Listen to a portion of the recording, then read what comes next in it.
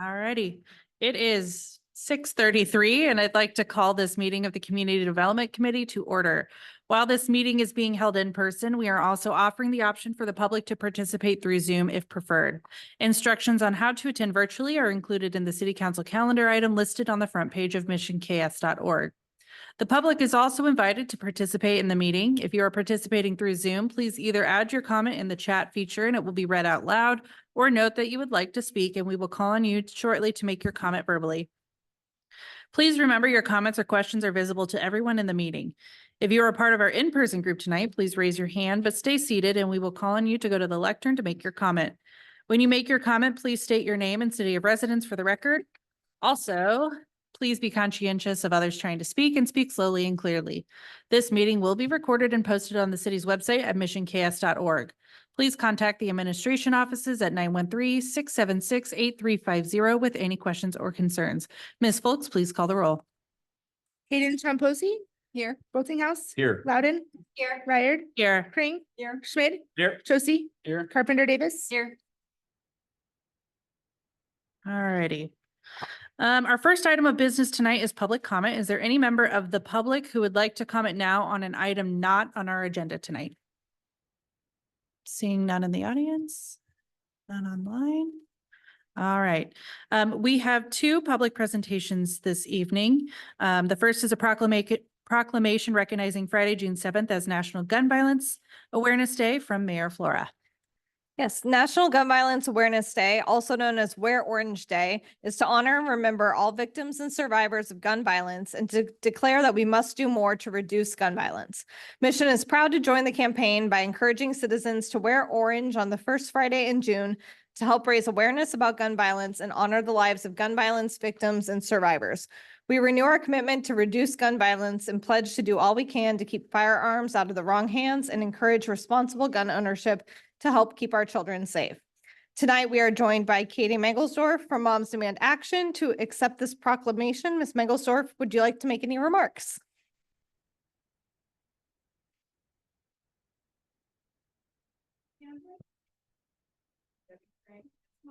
Mother-in-law. So thank you all for being here tonight. Wear Orange is a time for everyone in our community to come together to show our collective power in addressing gun violence. When high school student Hadiya Pendleton was shot and killed in 2013, her friends turned their grief into action and wore orange to raise awareness about gun violence prevention. This June marks the 9th year we'll be coming together to wear orange and take action. And this is my 2nd year working with the City of Mission on this proclamation. So thank you. On June 7th and 8th, we'll honor all lives taken and injured by gun violence as part of National Gun Violence Awareness Day, commemorated every year on the first Friday in June. Then throughout the weekend, we'll continue to turn Johnson County orange as we bring together all members of our community to show our solidarity as we work to prevent gun violence. You can join us at our Wear Orange event on June 8th at Harmon Park in Prairie Village at 9 a.m. We'll hear from members of our community, and then we'll take a short visibility walk to the Prairie Village shops and back. Families and pets are welcome, and the event should wrap up by 11:30. We're going to show the power of orange, and we're counting on you to be with us in Johnson County. Thank you.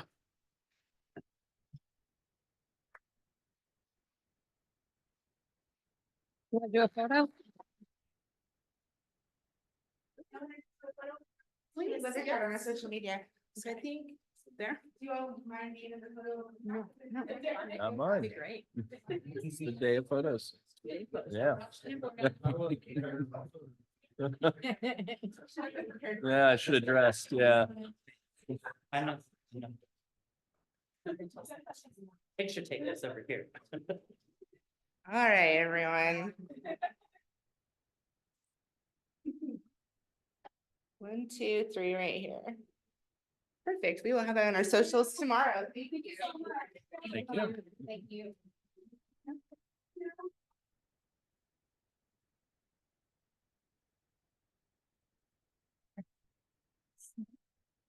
Our second public presentation this evening is a proclamation recognizing June 2024 as LGBTQ+ Pride Month in Mission, also from Mayor Flora. I'm proud to proclaim June 2024 as LGBTQ+ Pride Month in Mission. We are a community that respects and actively welcomes and protects all those who reside, visit, or do business in our city. Recognizing and celebrating diversity helps to build a community that promotes harmony and mutual respect. Pride Month celebrations take place across the country every June to commemorate the Stonewall riots of 1969 and to recognize the impact that LGBTQ+ people have had on history, locally, nationally, and internationally. I urge all Mission residents to join with me and the entire City Council in working to ensure that everyone has the confidence to live without fear of prejudice, discrimination, violence, or hatred based on gender identity or sexual orientation. Tonight, we are joined by Jay from Equality Kansas, who will accept the proclamation. Is there anything you'd like to share with the council? Hello, good evening. My name is Jay Moyer. My pronouns are they, them, and theirs, and I am one of the lead organizers for Equality Kansas here in Johnson County. We're an organization dedicated to ending discrimination based on sexual orientation and gender identity in the state of Kansas. Just to share a little bit of my personal story with you all, I'm actually a part-time employee of the Applebee's here in Mission. So if you ever want to have a fun little margarita, come on down and see me on the weekends. But more importantly, I grew up at high school in Shawnee Mission North, right down the street. And so Mission has been a big part of my life for a long time. I am so impressed with you, Mayor Flora, and with the City Council on the work that you have done, not only on this Pride Proclamation, but on all the things that you have been doing to make Mission. It's clear that you're trying to make Mission a welcoming and inclusive place for everyone. The history of Kansas obviously has not always been so friendly to LGBTQ people here. And I am so thrilled that this is not my first nor my last time accepting a Pride Proclamation by a city in Johnson County. So I deeply thank you for your work on behalf of Equality Kansas, and happy Pride Month.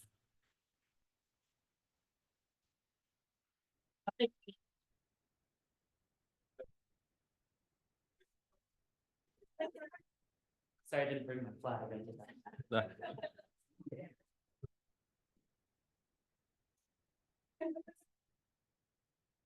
All right, guys. Okay. Go ahead. Right.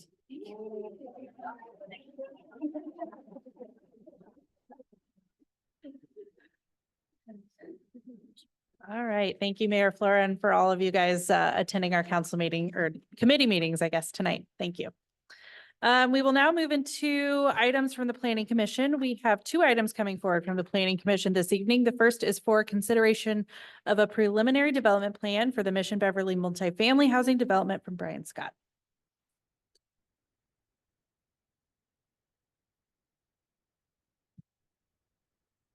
Okay, thank you.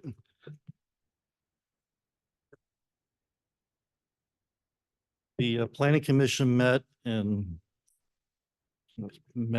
April, actually. And we had several items on the agenda that night, two of which we're bringing to you all for consideration at your meeting on June 26th. The first is the preliminary development plan for Mission Beverly multifamily housing. This is a 61 unit multifamily housing development on 8 existing parcels that are along the north and south side of Martway between Beverly and Dearborn. So essentially that half a block on the south side between Beverly and Dearborn, Martway, then the property on the south side of Martway, which we formerly affectionately call the Pizza Hut buildings that were demolished recently. So that's generally where the project will be at. There'll be 2 buildings. Building A will be on the north side of Martway. That'll be a 204 unit building. And it'll be comprised of about 4 stories. And it'll have 1,500 square feet of retail space on the ground floor at the northeast corner of the building, Martway and Beverly. And there'll be a 265 space parking structure on the north end of the building. And the building will be kind of wrapped around that parking structure. So one will not really see the parking at all from the street or any other viewpoint of the building. On the south side of the building will be a smaller building, 57 units, 3 stories tall, and there'll be 83 surface parking spaces on that building. Building A, the bigger one, will have a deviation. It's going to be 4 stories, and the zoning, which is MS2, allows for 3 stories. So they're asking for a 1-story deviation. And then the density that's allowed in MS2 is 35 units per acre. And they're asking for about 80 units per acre, if I remember correctly.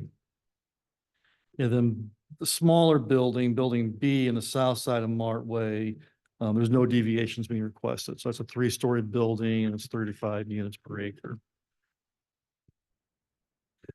Of course, the building will have all the amenities they're refining that the market is bringing with luxury apartment complexes, including a courtyard, pool, workout facility in the ground floor, leasing offices. There'll be sidewalks all around the building. The kind of nice thing about this particular building is that the ground floor units will actually go out to the sidewalks. So it creates something of that kind of downtown feel, if you will, neighborhood feel. So instead of just having a building, you'll actually have some interaction with the sidewalk and the units on at least 3 sides of the building. Actually, the south side building as well along Martway. Probably the most interesting thing is that we're realigning the Rock Creek Trail corridor. So right now it goes along the south side of Martway. It then crosses at Dearborn and goes north. We're gonna move it to the north side of Martway so that it crosses at Beverly, then goes in front of Building A along Martway, on the north side of Martway. So that just creates, again, some more interaction with the building and the retail space that's on the ground floor. And there's a little bit more room to be able to do all of that plan there. So again, you'll hear about the details of this at your June 26th meeting. The city council did hold a public hearing at their April meeting. They took comments, which there were very few. Those are included in the minutes. That should be in your packet. And they approved it 7-0 for recommendation to the city council. Hey, do you have any questions or comments on this? Yep, Debbie. Okay. When they came in and you discussed a potential deviation of the 3 to 4, what was the rationale for going to 4?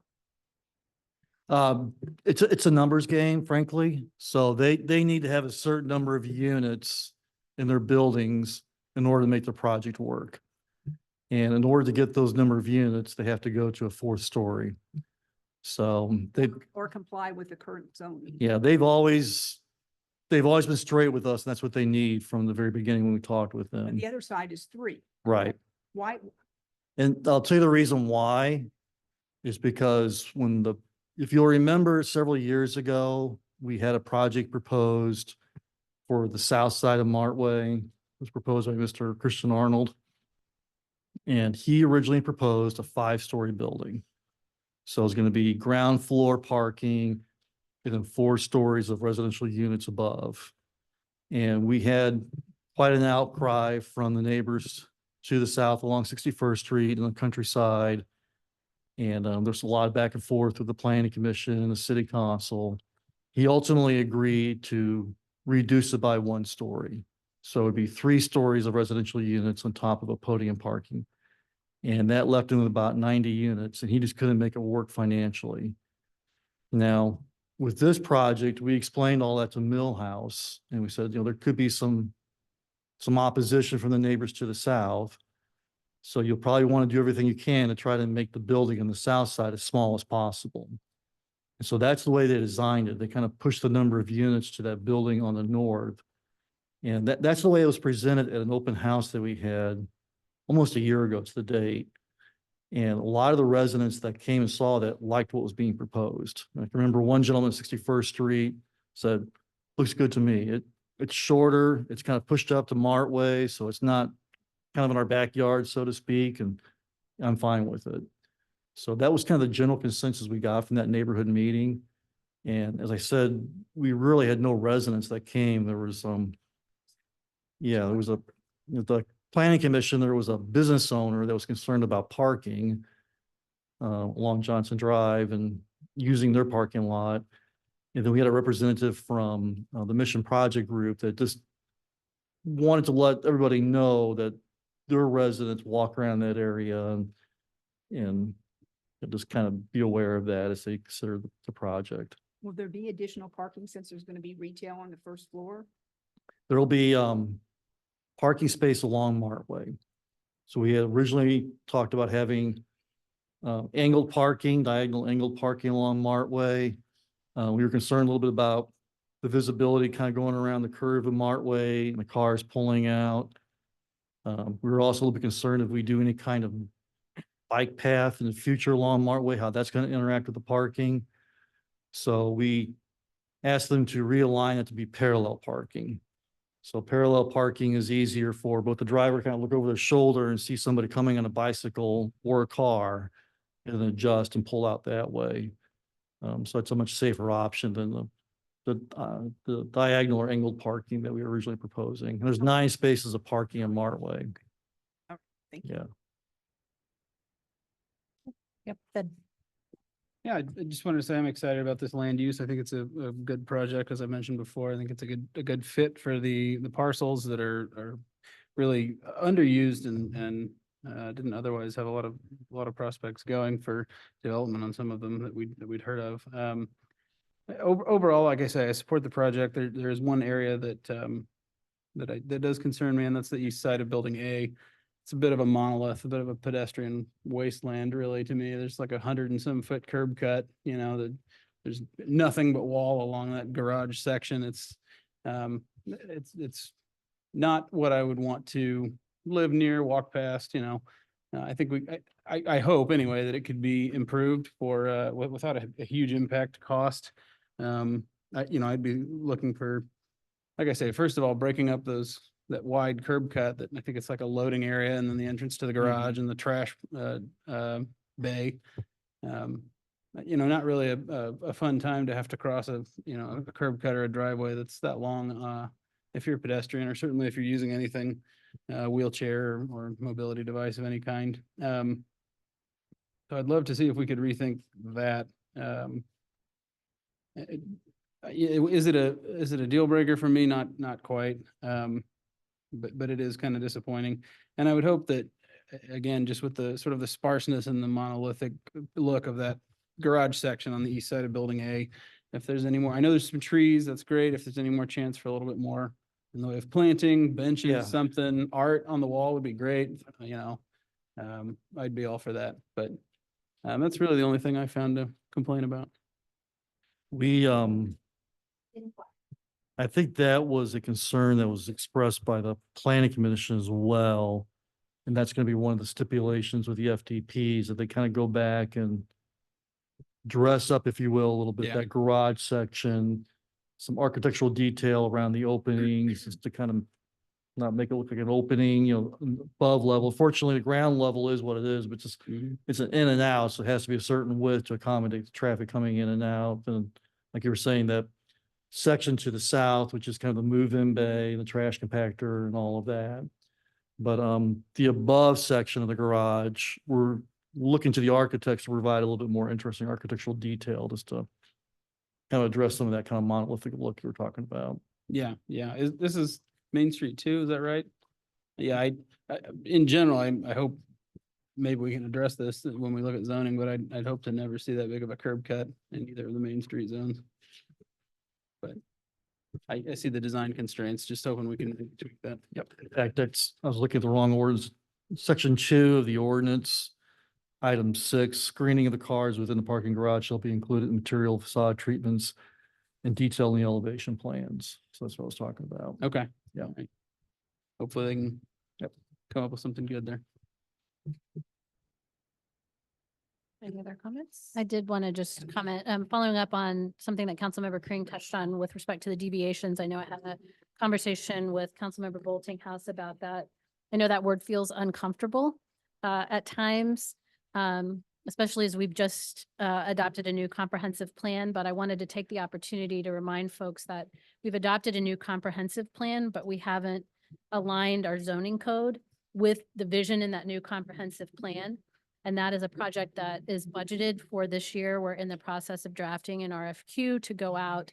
And so, I think we, from the get-go with Millhouse, really worked hard to express our understanding of what might be successful on the south side of Martway.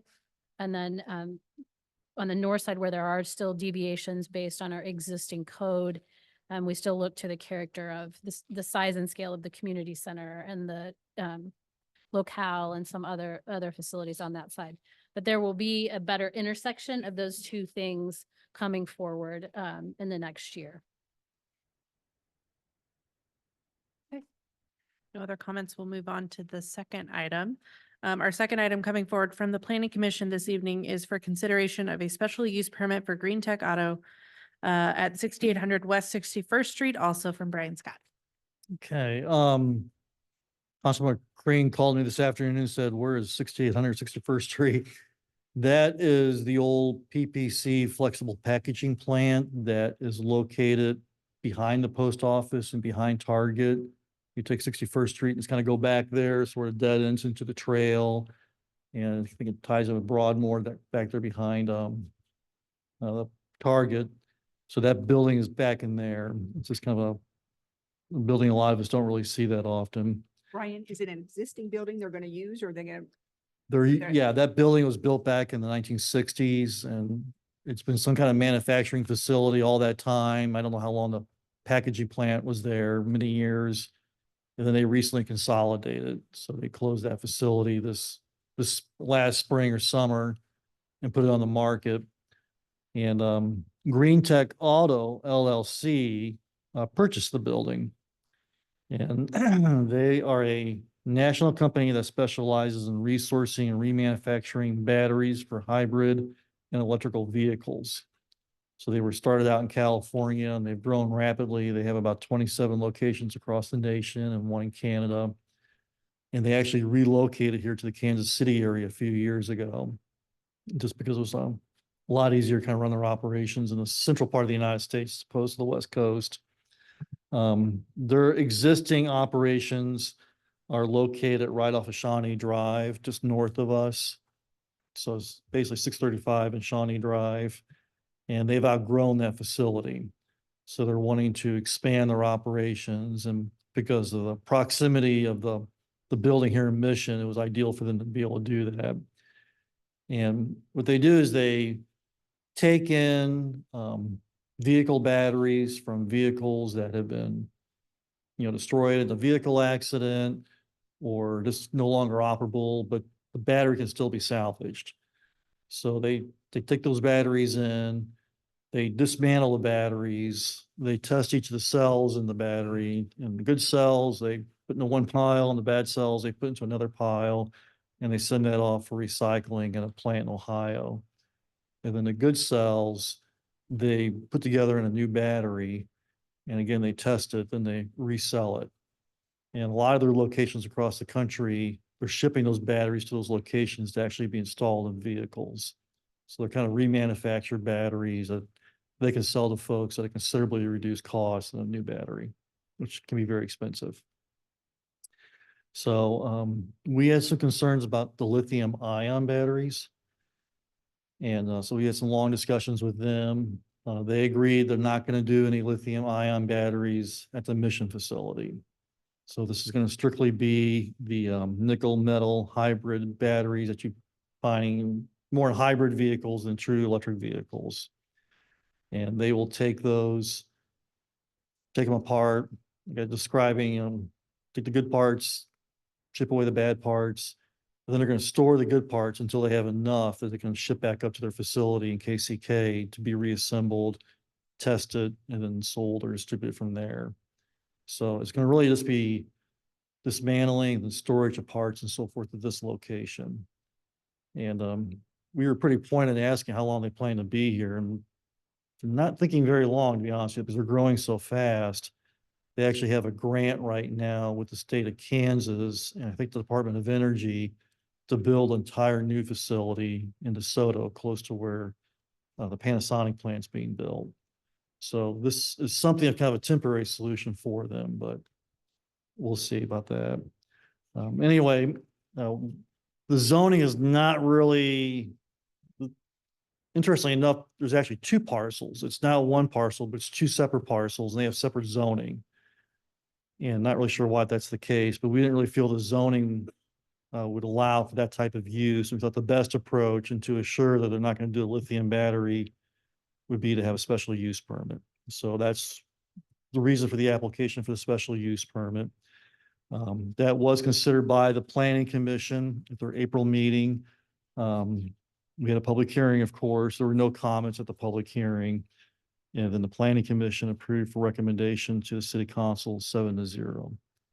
So the owners of the company will be here on the 26th and they can give a little presentation and answer any questions you have about their operation. It's pretty interesting, actually. So. Do you have any? Yep, Debbie. Number one, did we check with any other facility that which this person owns to find out if there's any problem with emissions, air emissions, runoff? We actually toured the facility up in Kansas City, Kansas. So Kalen Bird, our building official, and Harry Caneller, our city planner, myself, got into a car and drove up there one afternoon and did a tour. It's a very clean facility, very well organized, no issues with emissions or anything like that, hazardous material storage.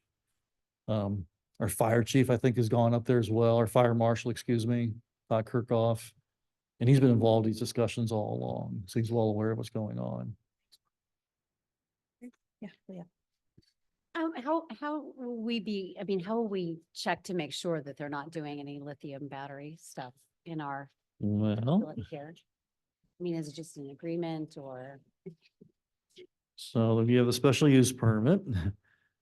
And section 2, the special use permit, stipulations of the special use permit. And it's going to be for 3 years.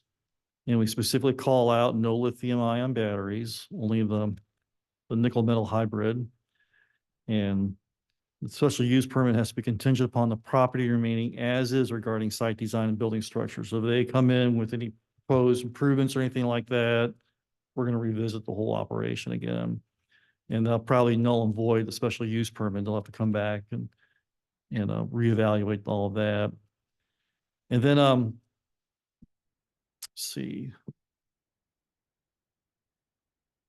7, the facility shall adhere to all building code fire requirements as determined by the mission building official or designee, consolidated fire district fire marshal.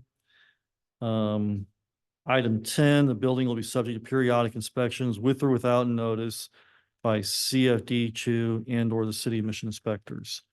So the fire department does regular inspections of all the buildings in the city. So they can come by anytime and do an inspection of that one. And this allows us to be able to do the same thing. So we can just show up at random and do an inspection. Thank you. If they're only planning on staying for a temporary amount of time, is there anything about, do we have any concerns about what the future use of that building would look like after, for the next tenants or for the next occupants? Is there anything that they might do in the construction of their facility here that would render it inoperable or create a burden for the future occupant? Actually, I think they're going to make some improvements because they're required to install fire sprinklers. That's one of the stipulations in here. And there's some windows and so forth that need to be replaced. And we said, you got to take care of that and landscaping. So I think they're going to actually make some improvements to the building. You know, what that next use will be after they leave, who knows? But again, they'll be regulated by zoning, and we may again be looking at a special use permit if it's something that's a bit of a one-off. I actually think this is a really cool concept coming to town, and I'd love to highlight it as much as we can while it's here. Mhm. Yeah. Ties in with that sustainability theme for Yeah, that's sure. what I was thinking. Yeah. This is kind of the dirty side of sustainability, unfortunately, but it has to be done. Yeah. Yep. Yeah, just, I appreciate staff catching and putting the brakes on the lithium ion. That's not something we want in close quarters by any means. Nickel metal hydride, the rest of it looks like a nice, relatively straightforward operation, good use of an unused building, so. Yeah. All for it. Yeah. Do you know how many employees they have? I don't know. It's not a whole lot, probably maybe 100 or less. So. That looks like it. So we'll go ahead and move into action items. Thanks, Brian. And to answer Councilmember Crean's question, they're not planning to have more than maybe 5 to 10 employees working at this facility. So the bulk of their employees are going to be at their KCK facility. This will be, we won't see anybody parking in front, but they'll all be in the back. So, Thanks. Thank you, Brian. thank you. Okay, so we will now move on to our action items. Our first action item this evening is the acceptance of the meeting minutes from Robin Foltz. Thank you. Draft minutes of the May 1st Community Development Committee meeting are included for review and acceptance in your packet tonight. Great. Can I get a recommendation? Any comments? Take it to council on consent. Great, thank you. Next, we will consider a cost share program for stormwater master planning, assistance from Stephanie Boyce. Good evening. So for this item, staff has identified a critical need for stormwater master plan to address all aspects of stormwater management within our city. This approach will quantify the work needed to maintain the existing system, address any deficiencies through capital investment, and develop a system to prioritize the efforts. There is a funding source that's available through the U.S. Army Corps of Engineers. It's called a Planning Assistance to State Program, and it offers a 50-50 cost share. And so with that, we would enter into contract with the Army Corps of Engineers for them to go ahead and provide this stormwater master plan study. So they would review any existing plans that we have, any inventories that we've had of our storm drain system. They would create a systematic approach to prioritize the maintenance and capital improvements, formulate a stormwater focused capital improvement plan, considering alternate fundings. Just in speaking with my contact at the Army Corps, there's additional funding sources that we can look at to down the line for improving our storm drain systems. And then they would deliver us a dashboard tool for managing that. So I envision that it would be probably a GIS centric type of dashboard that we would be able to see. Something similar to what, our PCI map shows for pavement that would show kind of condition of the storm water and the type of work that would need to be done, maybe a cost associated with it. So the cost for this program, the cost share on our side would be $178,000. That's the cost share, our cost share for the program. Take any questions? Yeah, Leah. Are they also doing this with other Johnson County cities in the area? I have not asked if they are currently working with anybody. I can certainly find that information out. It just, I know that looking at it from more of a macro to see how it all like flows into and out of mission is probably helpful in making these plans. So I just wondered, if they were just taking that into consideration when coming up with our plan. Okay. Yeah, fair. Yeah, Stephanie, I think this might be encompassed in what they're talking about, the two-dimensional hydrologic and hydraulic modeling. But do you know if they're taking into account growing future flood risks or how that's accommodated in the plan? I know there's technical terminology associated with that, but I couldn't remember what it was as I was reviewing. I believe that is the 2D model. That's why I was thinking it Yeah. was, but I wasn't. Okay. Yeah.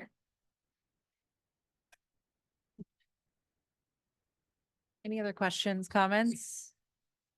All right, can I get a recommendation? I would vote to I would think that we might want to highlight this on the regular agenda, just given the importance. Yeah, sounds good. Stormwater. Great. All right. Our next action item tonight will be consideration of a cooperative agreement with Bike Share KC for maintenance and operation of e-bikes in Mission, also from Stephanie Boyce.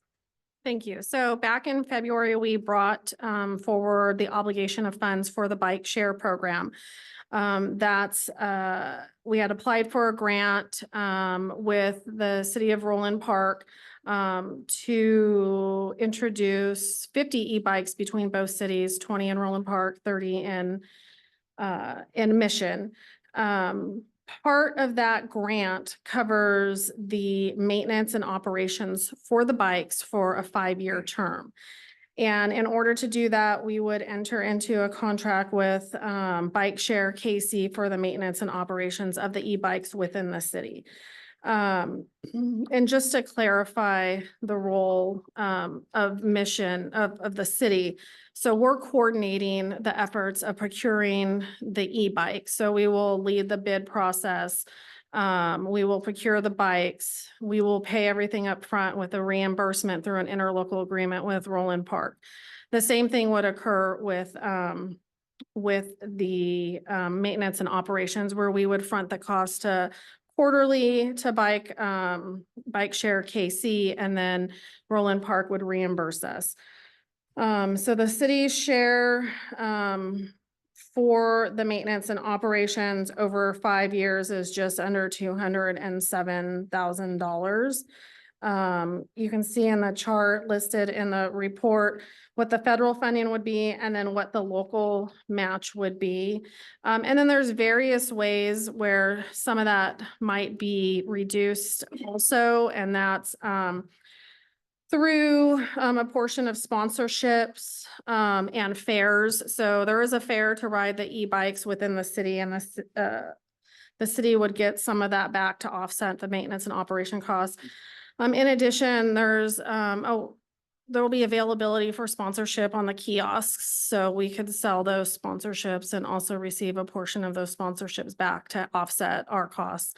And so we would just recommend entering into the contract. Bike share also maintains and operates the bikes that are within the KC region. So I believe they're at every park in Johnson County, North Kansas City, and then parts of Kansas City, Missouri. Great. Any questions? Yeah. I think this is a really cool program and I'm happy that we're doing this. Just thinking about year 6, when the federal funds expire, and it could be where maybe it's too early and we want to see how the ridership looks and everything, but have we thought about how we could offset some of the loss of federal funding post the 5-year stretch? In speaking with Eric, with Bike Share KC, generally at year 5, the life of the bikes are kind of at the end. And so I think what happens is they get recycled, and then we would look at introducing new bikes into the city at that point in time.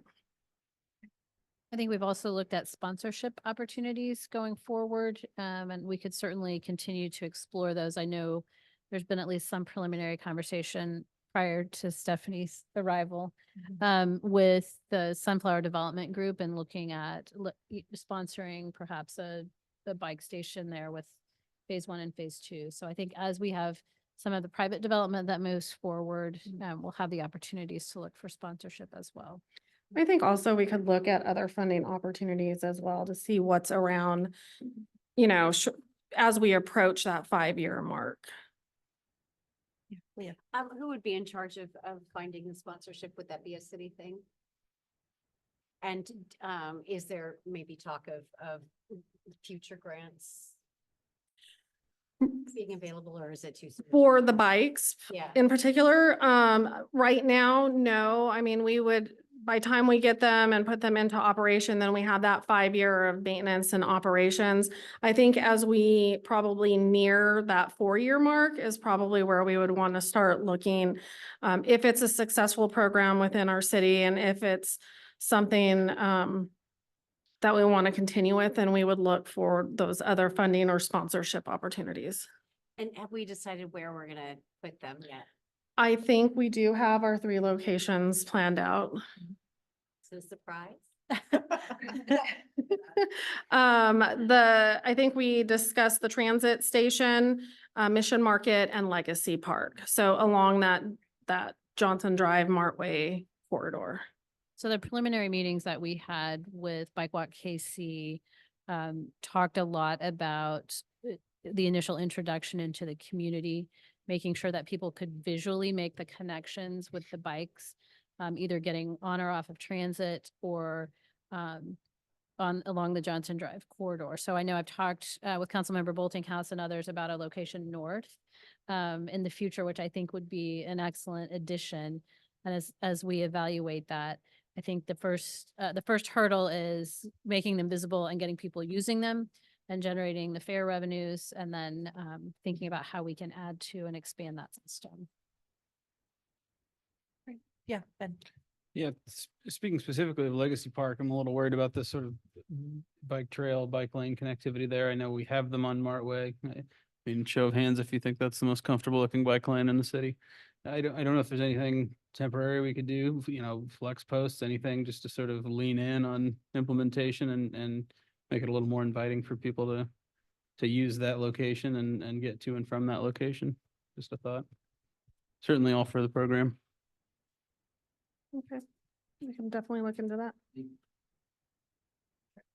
Yeah, thanks, Laura. I certainly will support staff's decision on wherever the bike lane or wherever the stations go. I guess I would be remiss not to mention that, given that the vast majority of our city is a north to south connector corridor, I was hoping to have something, potentially up in like Waterworks Park or further south, just to bring residents more towards the downtown corridor, given that those stations are pretty close to each other on the horizontal strip there. And so the logic that Laura mentioned makes sense, to like show the, reinforce that they are there, but just wanted to, for the record, state that I was hoping to see something further vertical to be able to bring residents further south into Mission.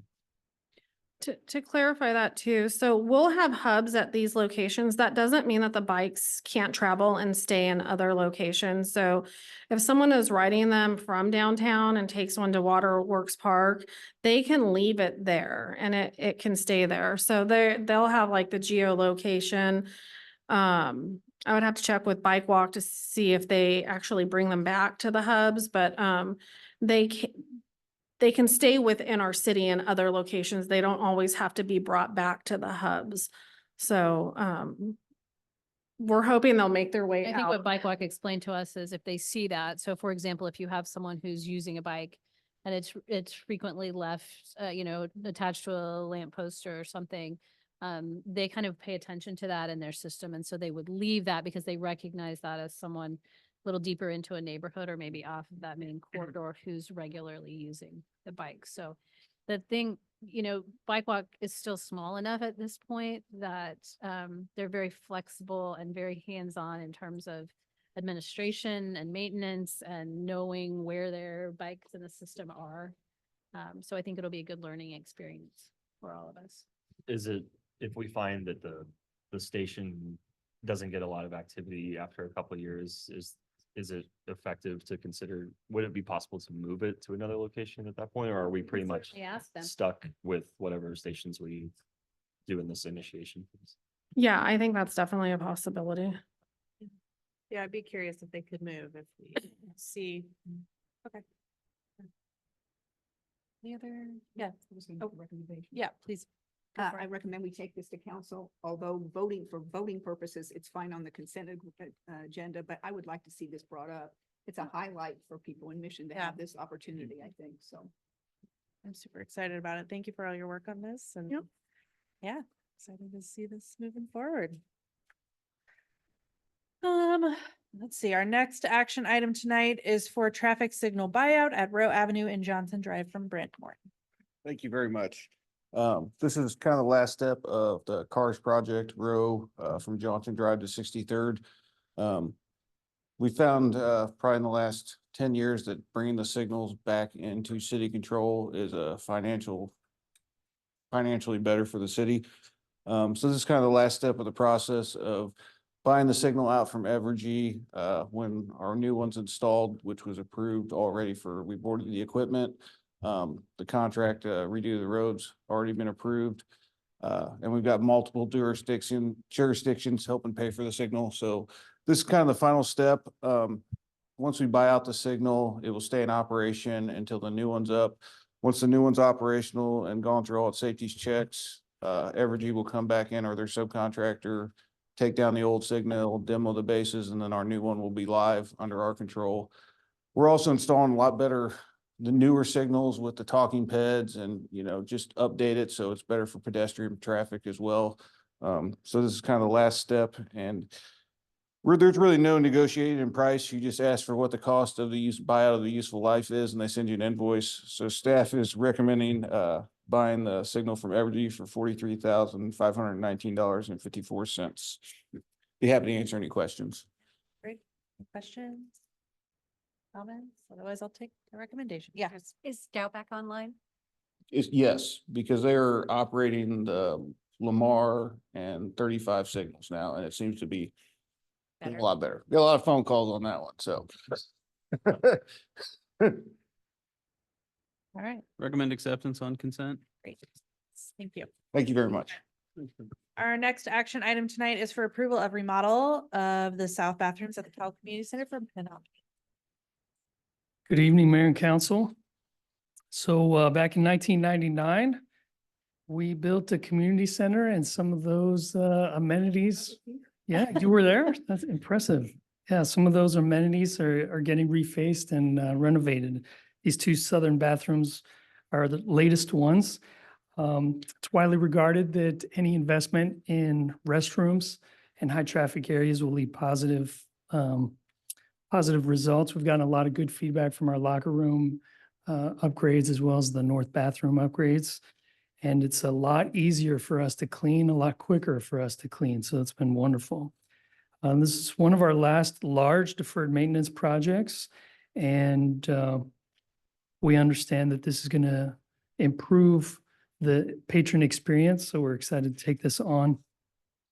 This was originally approved as part of the 2024 capital improvement project approved list for $35,000. Since then, we found some structural damage from leaks that had happened previous to my tenure. And this is a larger square footage than the northern bathroom. So the 35,000 we knew once we saw this was going to be a little bit short. So in anticipation of this, I was able to procure a lower bid on our Anderson Park parking lot resurfacing. So we'll find that additional $30,000 savings through that project. And I'll bring that forward a little bit later this year. So just wanted to put some of your concerns at ease on that side. We solicited 8 contractors, 4 of whom responded. They range anywhere from just under $60,000 to $126,000. Staff is recommending contracting with MAC General Contracting, who has extensive experience working on both small and large scale projects. They also did our north bathroom renovations. And they've got quality craftsmanship, and they did not ask for any contingency increases. So that's always a plus in our book. So their contracted amount will not exceed $62,000. And the funding will come from Parks and Recreation sales tax funds. I'm happy to answer any questions. Questions? Otherwise, I'll take a recommendation. Recommend taking to council consent. Great, thank you. I know you're still up there. Our 7th action item tonight is for approval of replacement of the indoor track at Powell Community Center, also for Penn. Yeah, this project's a little bit bigger. This is the upstairs walking running track. This was originally installed as Mondo rubber surfacing, which was the premier and pretty much the only available surfacing back in 1999. It was originally guaranteed 10 to 15 years and has lasted 25. So the product is well worth the investment, and we've kind of leaned into that are recommending keeping that same product for our replacement. So we reached out to Mondo Surfacing in light of that. They recommended 3 regional installers. We reached out to them. FTC contracted was non-responsive. Interior Surfaces opted out, citing too many projects at the time that it would work for us. And Regions Flooring submitted a quote for $134,135. They can install during our 2-week PCC closure, which is the last 2 weeks of August. And that includes a limited warranty, covers manufacturing defects for 1 year, and excessive wear and tear for 10 years from installation. So this project is slated to begin, like I mentioned, August 19th. It was funded by the Parks and Recreation sales tax and was approved for $140,000. So we've found $5,800 worth of savings in this latest quote. Due to an 8-week lead time in procuring the material, City Administrator is planning to authorize the expenditure following our committee meeting tonight and ask council to ratify the expenditure during our council meeting on June 26th. So if we wait until June 26th, we likely wouldn't be able to install it this year and have to push to some point next year. So I'm happy to answer any questions, but staff is recommending moving forward with a contract with Regions Flooring for $134,135. And the city administrator would be comfortable assuming the council is advancing this onto the agenda on the 26th. Yep. And I just had a question about the install on the proposal on the track piece. It says that the new flooring will be installed over the existing floor. Correct. The common approach as opposed to tearing out. Yes, it's pretty similar to, say, like a second iteration of shingles. Once you hit that second level, they'll guarantee their product, but once you beyond that, then it would require complete removal and reinstall. Yep, Debbie, just a comment. Thank you for safeguarding our monies. That means a great deal to me. When you can save money on, if you're gonna go one way, but then you can save it, and that is awesome, and I totally respect that. So thank you. Thank you. Yeah. Well, and just the fact that you've been able to cycle through all of the deferred maintenance Yeah. on the Sylvester Pell, and it's not been incredibly painful, is greatly appreciated. Yeah, you bet. It's exciting and motivating to hear the feedback from you all as well as our patrons. Well Well, worth it. And the indoor track is very important to our patrons. I know it's very well used and well loved, especially in the winter months when people aren't able to get out, or in the summer months when it's super hot. So we want to make sure that, you know, we keep it safe and usable for our patrons for sure. Yeah. Yeah, we had one Kansas City Chief fan who's like, you're not getting rid of the red, are you? Because I really like that. I was like, we may be leaning into, Yeah. yeah, we can hang a banner. All right, the other, yeah, I sure. recommend we take this to council. Yeah, sure. Okay, great. Yeah. Sorry. Sorry, sure. Great. Consent. Yeah, and I think we should move on it right away. Our eighth action item tonight is for approval of fence painting along the Rock Creek Trail, also from Penn. Yes, so we've got steel fencing, heavily oxidized. The paint is finished, has been removed in many sections down to the primer. In some areas, it's completely gone and the steel is deteriorating. So we brought forth this action item to get that remedied. It's about 1,500 linear feet. It extends from the Johnson County buildings here all the way beyond the Target buildings along Metcalf. So this project was not initially included in the 2024 capital improvement plan, but we'll continue to find cost savings, you know, here and there and in an effort to fund this project this year. So staff is recommending approval of a contract with CertaPro Painters, who were the lowest and most responsive bidder for $23,145.56. This project will be paid for from the Parks and Recreation Sales Tax Fund. Happy to answer questions. Yeah, Ben. Apologies if I missed it. Do you know how long and how long the project will take and what the impact to the trail would be? Yes, so from CertaPro, their timeline is 2 weeks.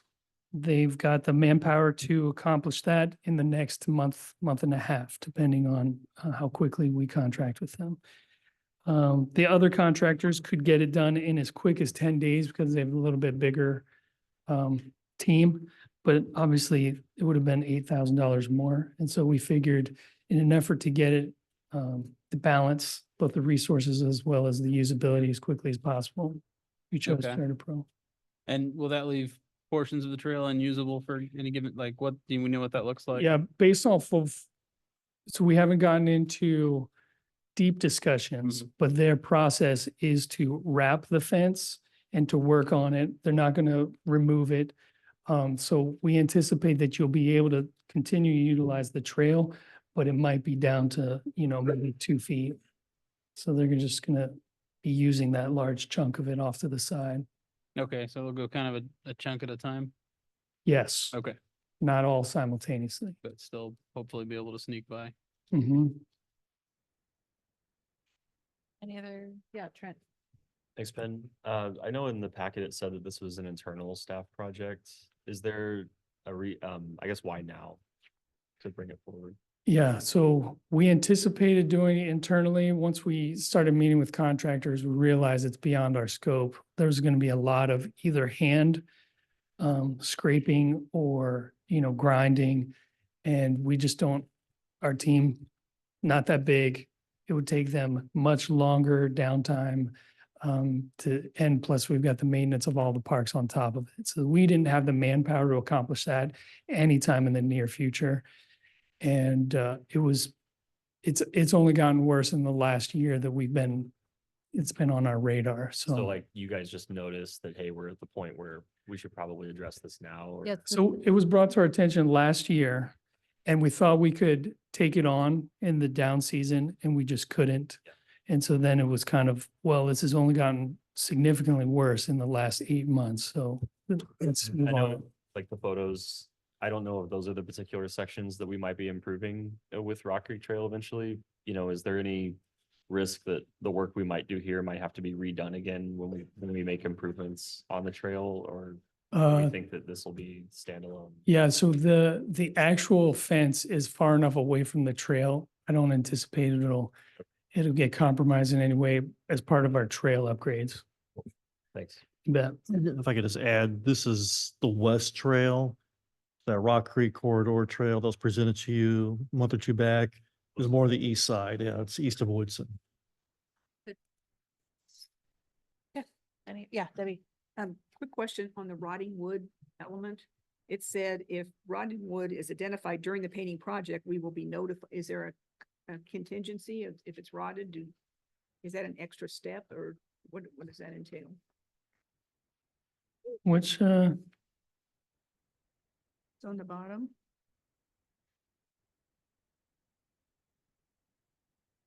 as part of their contract? Yeah.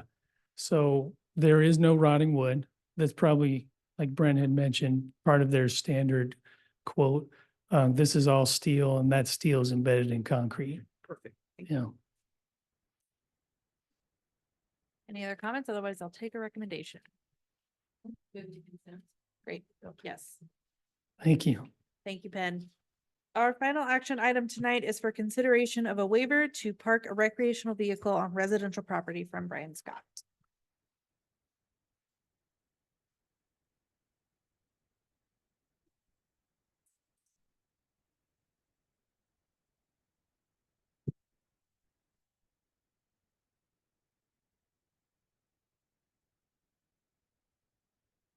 This is an interesting one.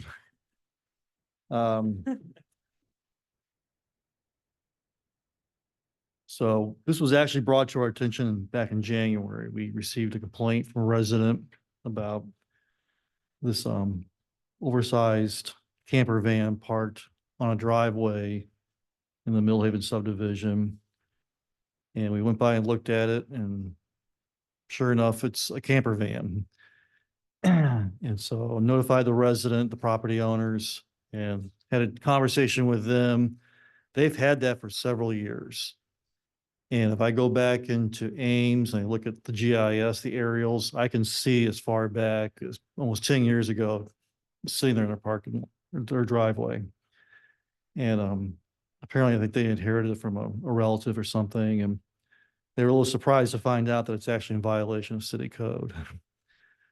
And it's, well-maintained vehicle, and I think probably just the average passerby would just be a van, but actually it's what's called a Sprinter camper van. So there's the owner described it as a sink inside, but that's the only feature, but they use it for family vacations, and there's kind of an awning that pulls off on the side. So there's some aspects that make it a camper van, and it actually has dual wheels in the back.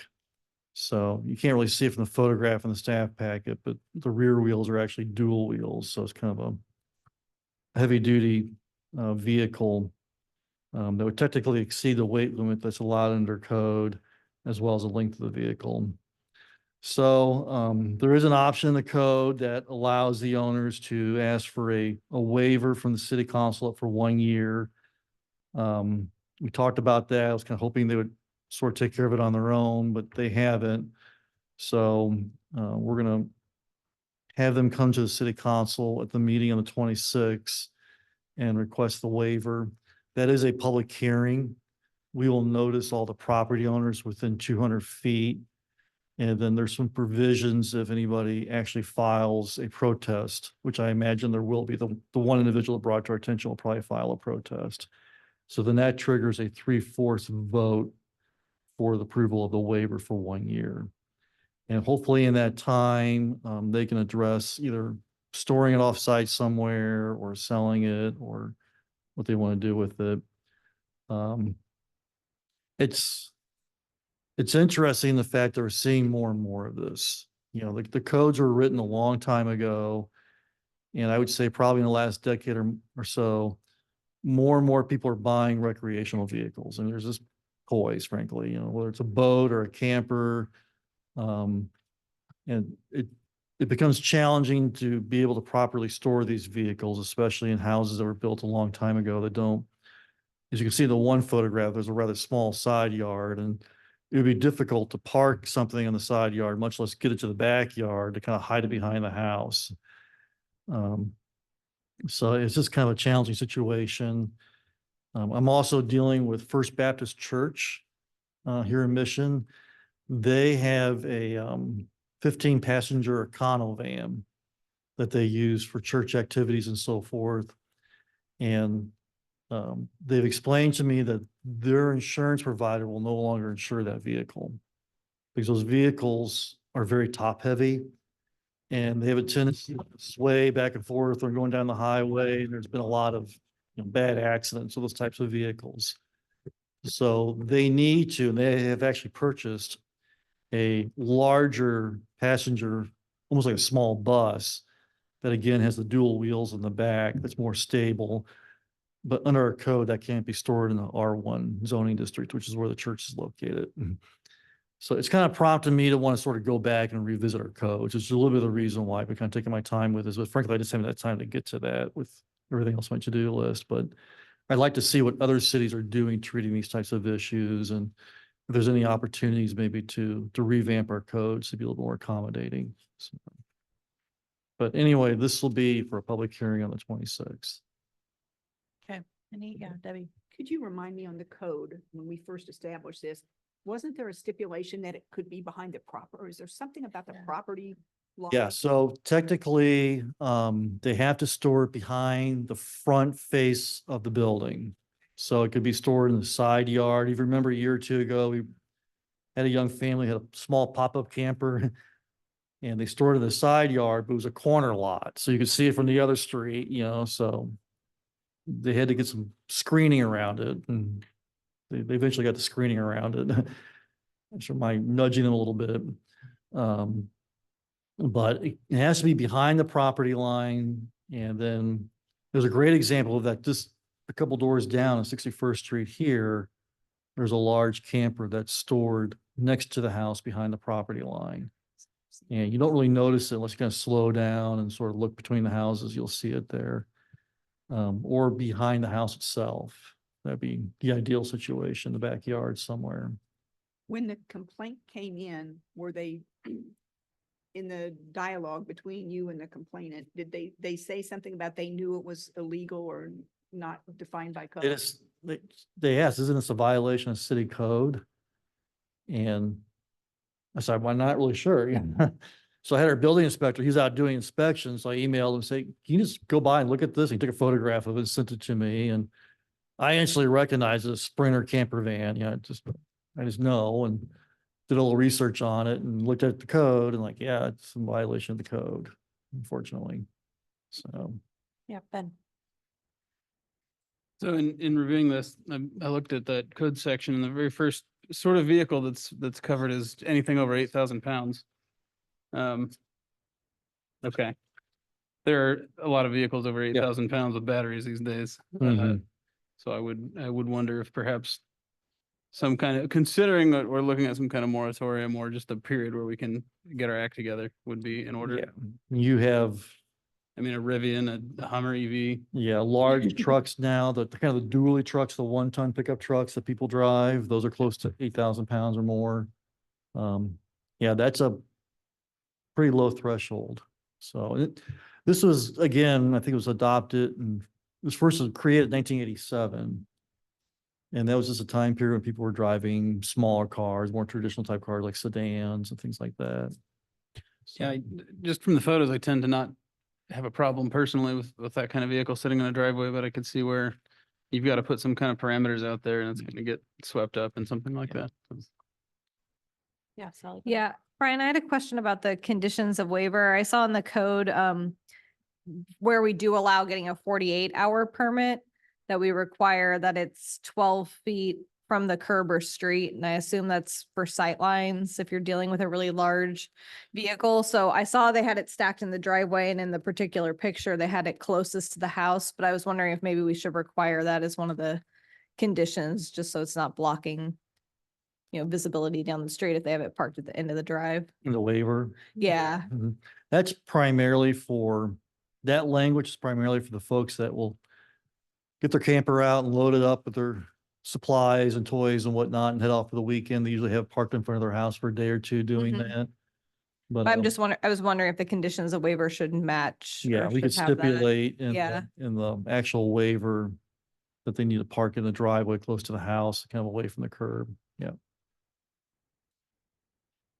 So I guess, and this is something that Laura and I talked about a little bit. So do the conditions of a waiver automatically put in place a year? Like, is that, or can we determine a It's up time? to a year. So Okay. this council's prerogative if they want to make it less than a year. Okay.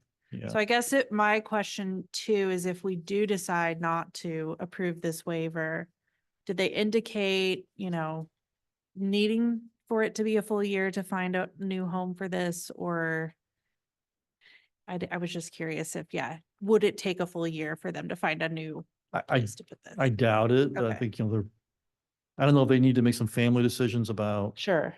if they want to, if they really want to keep the van, do they want to sell the house and move? I don't know. Yeah. So it's, Yeah, I guess the question is, did they request a year? Or is that just kind of the default? We're all, that's kind of the default. Yeah. Hey, did you have a? But we are going to revisit this, correct? In the codes. The code language, yes. Mhm. Yeah. Yeah. So there is a possibility that we could think that this was okay.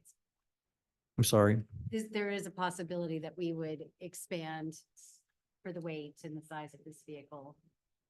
Right. Yeah. Still be Yeah. a camper, mhm, right? Yeah. I mean, it still would be a camper, but. Yeah.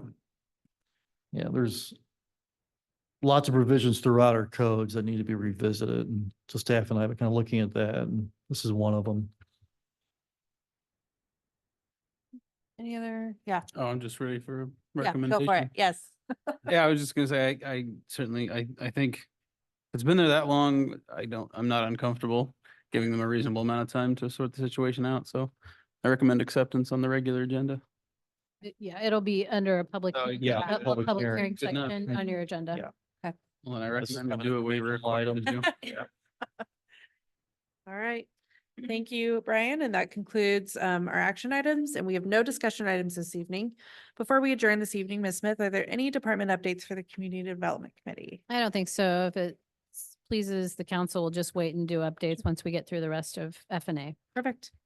All right, it is now 7:41 PM, and with no further discussion, that concludes the meeting of the Community Development Committee. Again, this video will be made public on our website at missionks.org. Thank you.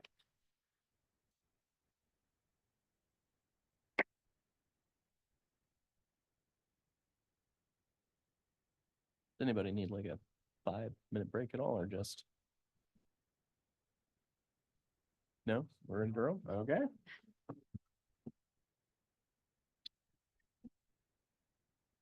All right, it is now 7:42 PM and I'd like to call this meeting of the Finance and Administration Committee to order. While this meeting is being held in person, we are also offering the option for the public to participate through Zoom if preferred. Instructions on how to attend virtually are included in the City Council calendar item listed on the front page of missionkansas.org, missionks.org. Public is also invited to participate in the meeting. If you are participating through Zoom, please either add your comment in the chat feature and it will be read out loud, or note that you would like to speak and we will call on you shortly to make your comment verbally. Please remember your comments or questions are visible to everyone in the meeting. If you're part of our in-person group tonight, please raise your hand but stay seated and we will call on you to go to the lectern to make your comment. When you make your comment, please state your name and city of residence for the record. Also be conscientious of others trying to speak and speak slowly and clearly. This meeting will be recorded and posted on the city's website at missionchaos.org. Please contact the administration offices at 913-676-8350 with any questions or concerns. Ms. Volks, please call the roll. Hayden Chomposi, Here. Boltinghouse, Here. Loudon, Here. Ryard, Here. Pring, Here. Schmidt, Here. Josie, Here. Carpenter Davis. Here. Our first item of business is public comment. Is there any member of the public who would like to comment now? Anybody online? No? Seeing none, we'll close public comment. We do not have any public presentations or items coming forward from the Planning Commission this evening. Therefore, we will move into our action items. Our first action item this evening is the acceptance of the meeting minutes from Robin Folks. Thank you. Draft minutes of the May 1st Finance and Administration Committee meeting are included for review and acceptance in your packet this evening. Recommend consent. Sounds good. Okay. Our second action item tonight is for consideration of a resolution setting public hearing dates for the division of Rock Creek Redevelopment District number 3B and consideration of a tax increment financing redevelopment project plan for Rock Creek Redevelopment District number 3C, also known as the Lanes at Mission Bowl Phase 2, from Laura Smith. Yes, thank you. And I will just briefly introduce this item again, and then I am going to invite Kevin Wimpy of Gilmore and Bell to come forward and share a little bit of detail. This is, for many of you, the first time we've kind of been through the start of the TIF process. And so I think it's important to make sure there's a clear understanding of just sort of the procedural steps. What's before you this evening is truly that. It is an administrative or procedural step. So the only thing that you will be doing in considering and adopting this resolution is setting public hearing dates for August. There are very strict statutory requirements in how that has to happen. And so I'll ask Mr. Wimpy to elaborate on that and then kind of other steps. And so there will be plenty of opportunities as we move between now and that public hearing on August.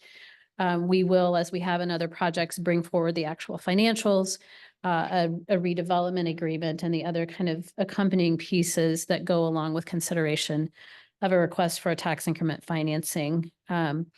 This is a little bit unique in that back in 2006, there was one very large TIF district that was created that essentially ran from Rowe all the way through Lamar and followed the Creek Channel. As we have adopted certain projects and carved out certain projects, there's some administrative things that have to happen to create these separate districts. And again, we'll kind of talk about all of that. So I'm going to invite Mr. Wimpy to come up and kind of talk through that. I also know that Mr. Banks Floodman of Sunflower Development Group is here and I'm sure would be happy to answer any questions. There's a little bit of a condensed schedule, excuse me, here. Typically, the council may not consider this resolution setting the public hearing until after the Planning Commission finds a TIF project plan in conformance with the comprehensive plan. And if we'd had our regular meeting on June 19th, you would not have been able to pass this resolution and we would have had to push to July. Because our council meeting is on the 26th and the Planning Commission meeting is on June 24th, we have the opportunity to kind of condense the front end of this and go ahead and get the resolution passed to get the public hearing set. So with that, I will invite Mr. Wimpy to come up and kind of walk us through some of the process and procedures. Right, thanks, Laura. Good evening, Mayor, council members. I'm Kevin Wimpy with Gilmore and Bell. We represent the City of Dearborn Council. It's been several months. Nice to see you all again. Yeah, I'll get to state law procedure, but again, the action item for tonight is procedural. It's really the kickoff of the state law process relating to the TIF district division and also adoption of a TIF plan. As Laura mentioned, the development agreement and those terms are forthcoming. And as stated in the packet, we envision it will look a lot like what was approved by some of this group several years ago with the first phase, just to give you that visibility. To tack on a little bit to the brief history that will inform a little bit of the procedure we'll talk about. As Laura mentioned, it was a giant TIF district 20 years ago. And then a handful of years ago, it was divided into 5 TIF districts, one of which was TIF District 3, which is essentially what you think of there, south of Johnson Drive, west of Roland Drive. The shops area was TIF District 3. And then anticipation of the first phase of these of the Mission Bowl apartments that you see constructed now or mostly constructed. That TIF District 3 was divided into 3A, which is isolated to the side of those apartments. And then the balance is 3B, which is the rest of former TIF District 3. And so now in anticipation of the second phase here, we're going to run that play again, so to speak, to create 2 TIF districts out of 1. That 3B, which is the balance of former TIF District 3, will now be 3C, which will be isolated on the site of this second phase, with 3B remaining the balance of the property. And so all that begs, why do that? Why divide these TIF districts and go through this procedure? Is that under state law, excuse me, TIF increment, the incremental property tax that's generated by increased assessed valuation is captured on a district-wide basis. And so in an example where you have a project that exists within a TIF district that also shares unrelated ground not owned by a developer, that unrelated ground could have an effect on the increment produced by that district. And so it is advantageous a lot of times for a developer to have just one project area, one TIF district focused on its project. And then also from the city's perspective, you're able to preserve the balance of that unused ground so that if and when a future developer comes along, you keep your powder dry in a manner of speaking to potentially assist with that project as well. So TIF is generally at a high level, a 2-step procedure, formation of a TIF district, which sets the base year assessed valuation against which that increment accrues. And a second is adoption of a TIF plan, which begins the 20-year clock. I think most of you are familiar with. That is the limitation under state law for each plan area within a TIF district. And so typically that on the short end, that's 4 months of work because there's so much procedure, public notice, publications, and so forth that are required under the statute. As Laura mentioned, this is similar to phase 1 where we have an existing TIF district and we're splitting that district and considering a TIF plan simultaneously. We're comfortable that the procedure can be condensed such that we accomplish both those 2 things on the same timeline, which is why we can have a resolution considered at the end of this month that takes us to a set of public hearings at your August meeting, basically to get us through both the division of the TIF district and consideration of a TIF plan simultaneously. So with that, the upcoming schedule to expect again would be, next stop would be at Planning Commission for the conformance finding with the city's comp plan for that TIF plan. June 26th would be the resolution formally calling the public hearing for your August meeting. Between that meeting in August, we'd have the attendant publications and public notices to the various taxing jurisdictions about the actions to be taken in the public hearing.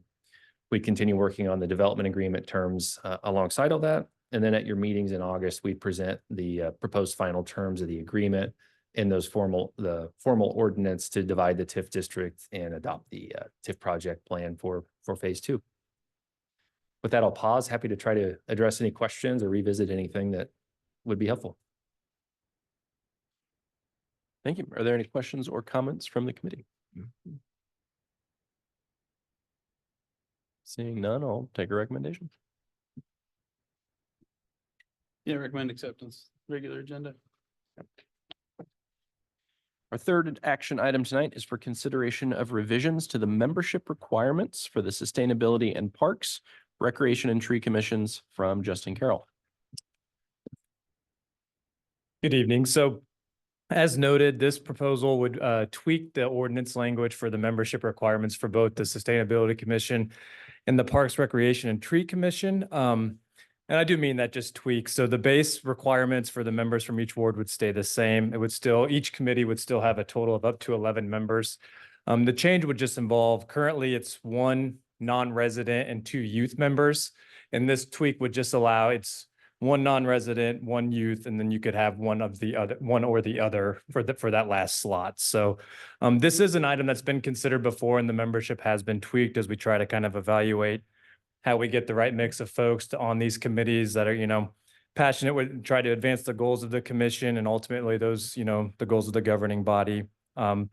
And so the most recent time when we added the non-resident tweak to the membership, that allowed the Sustainability Commission has a member who's on a Johnson Drive business owner who's on the commission. So, and yes, with that, I guess I'd stay for any questions. Are there any questions or comments? I have a comment. Yes. I just have a quick comment. I know you called it a tweak to the language, but this is infinitely more understandable than the way it was written before. And so I very much appreciate it. And I also, I support the change that you're trying to make there. Thank you. Yeah, I noticed grammatically it was a little, since we were making that tweak, we'd clean that up too. I had one comment, actually. I would just, I think, appreciate any guidance you could give to those committees on when evaluating a non-resident, any criteria that would make someone like a really great pick. Business owner is a good example, well experienced in the field, something like that. If there's any curiosity, so this came up for the Sustainability Commission. It's was a graduate student, now graduated, has a job, lives right next to the city limits, and actually is, let me say this, don't screw this up. I don't want to shortchange her. She's a lead green associate and a Green Globe emerging professional. So she's been attending meetings as a guest for a while. And so that's where the genesis of this came from, but absolutely.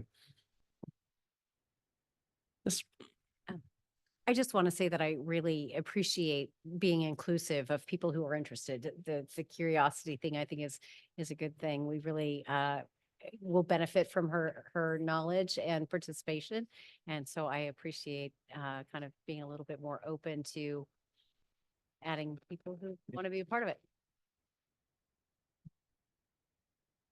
There are no other comments or questions. I'll take a recommendation. Move to consent.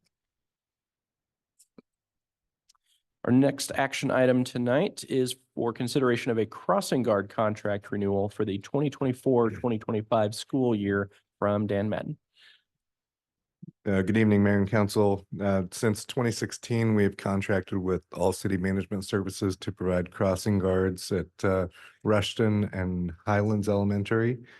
Obviously, last year's contract didn't include Rushton because they were during the construction, so they're added back into the contract for this 24-25 school year. There was no increase in the hourly rate. However, adding back in the additional crossing guard boosted the contract, doubled the contract essentially. To that end, the city administrator reached out to Fairway to discuss any cost sharing opportunities, and I believe they're going to consult their city council for any opportunities that we may have for that. So as it stands right now, we would be entering an agreement with All City Management for an amount I can't say not to exceed because it varies depending on school year and days and if they miss any, but estimated to be $30,600. Additionally, we do a cost share with Prairie Village for an additional crossing guard that began in 2023. So our total estimated expenditures for crossing guards for the 24-25 school year, it's estimated to be $36,360. So. Any questions or comments from the committee? Recommend consent.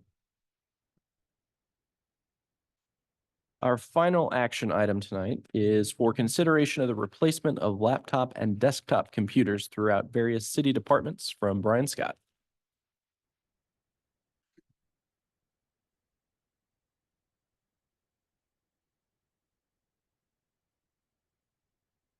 Okay, stated here in the staff packet, we did a considerable undertaking several years ago of updating our computer network. rewiring all of our buildings, network switches, new network servers, new telephone system, security cameras, et cetera. And at that time, we went through and replaced all of our desktop equipment and laptop equipment. Some of it was quite outdated. We were still operating on Windows 9. So we're talking like really old stuff. And then we made a commitment to kind of replacing that in a schedule.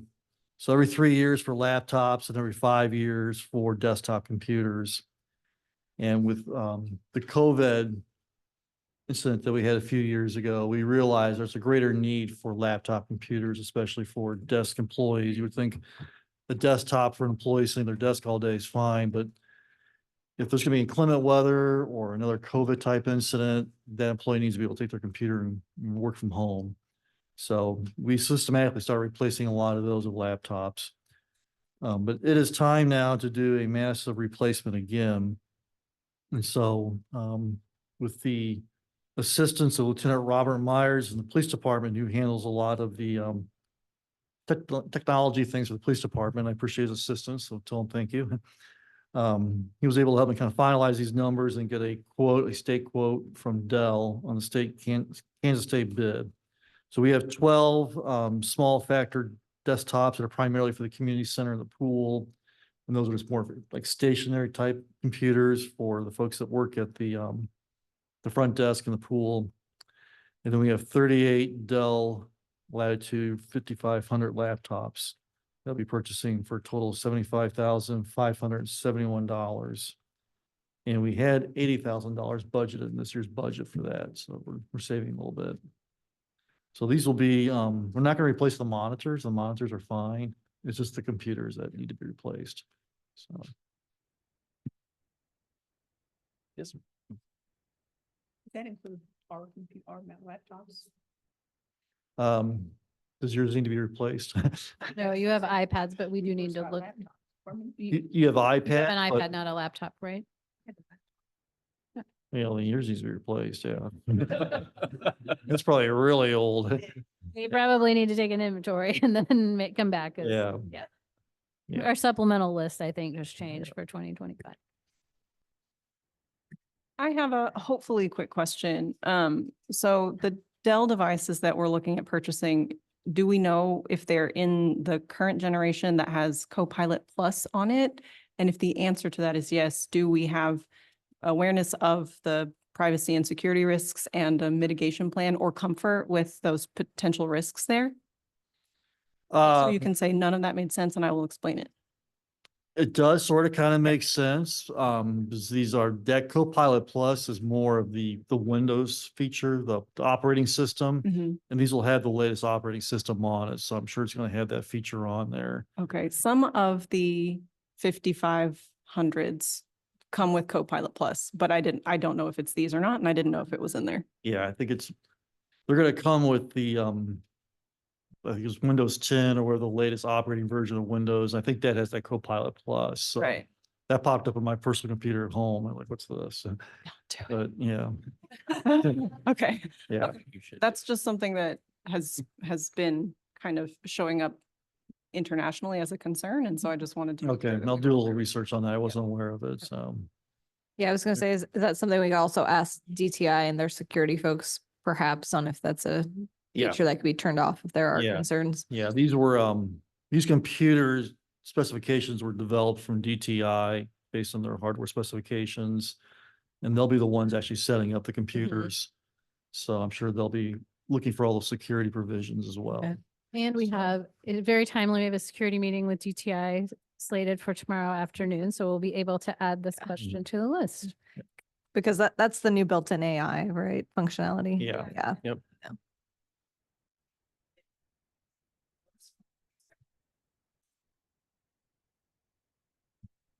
And DTI is a county service. Is that right? Right, yeah. So yeah, the county sort of manages what you'd expect with the Active Directory and group policy. And all Yeah. that. We'll see what they want to push out. Department of Technology and Innovation, Johnson County, yeah. Yep. Yes. Quick question, it's outside the scope of what we're doing, but I need to ask. If we are having problems I can get email through my phone, but I can't get it on my computer. It keeps giving me all these authentication things. Do you want to do this? You need protection. If just going through that scenario and I can't get through it. This is your laptop at home. Well, it's a regular computer again. Yeah, your regular computer at home. Yeah. So I don't know what to do. I could come by sometime and look at it. That's probably the best solution. Just, Is it a laptop or a it's a desktop computer? yeah. Yeah, I think it's one to re-authenticate, so we'll have to, Yeah, and it has to do with Exchange. yeah. So it had me update my password, which I did, and it worked on my, because I didn't get email for 2 days. Mhm. If finally I updated the password, I know we don't need to go through this, but. Yeah.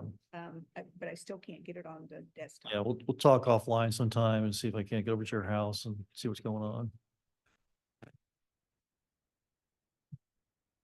Anything else? Can I get a recommendation on this? Let's take it to consent. Thanks, Glenn. Thanks, Brian. Okay, thank you. We have 2 discussion items this evening. The first is a discussion of proposed procurement policies and the city administrator's expenditure authority from Laura Smith.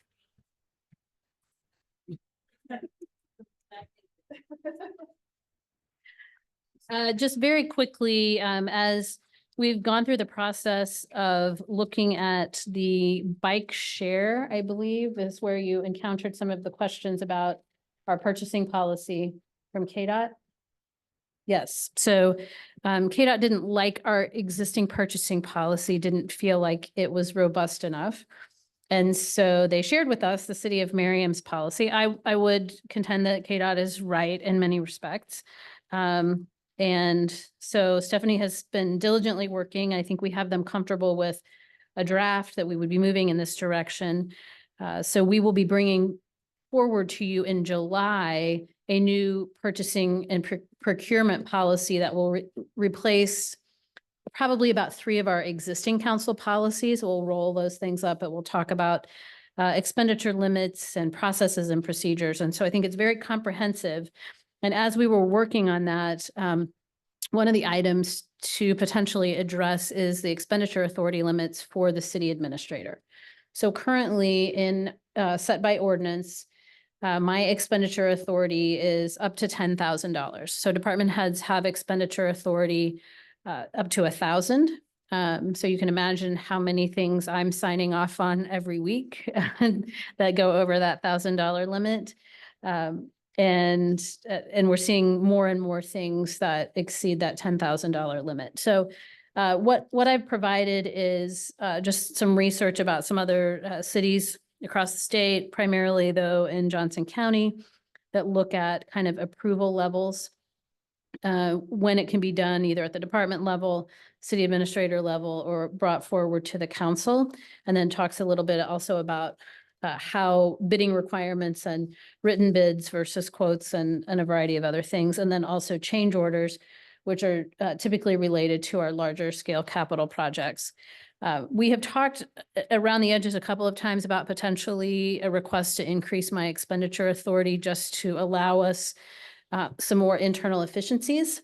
I think what we find, unlike many of our neighboring cities, we only have 1 city council meeting each month.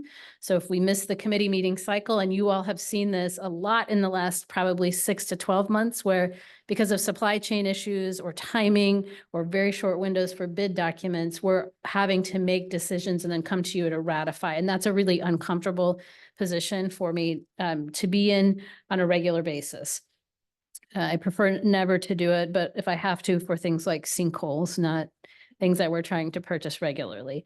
So I just wanted to sort of put this out there. I think our proposal in bringing forward the policy in July would be to increase, if it is a budgeted item, my expenditure authority to 30,000, which would allow us again to be more efficient. We can also continue to report out. I know sometimes we bring items forward that are even underneath my expenditure authority because we think there's a public interest or it's something that we may want to communicate. And we can certainly continue to do that as part of department updates to share those exciting investments that we're doing that may be below that threshold. But I just wanted to sort of take the temperature before I bring forward the policy next month to see if you would be comfortable generally with that $30,000. increase. And it would require an ordinance change in order to accomplish that. Questions or comments? Yes. Would that then also increase the department heads? I think we would be looking at taking something similar to Miriam's policy where the department heads authority would increase to $5,000. Like the chief probably at least once a week sends me something before he has to process that. So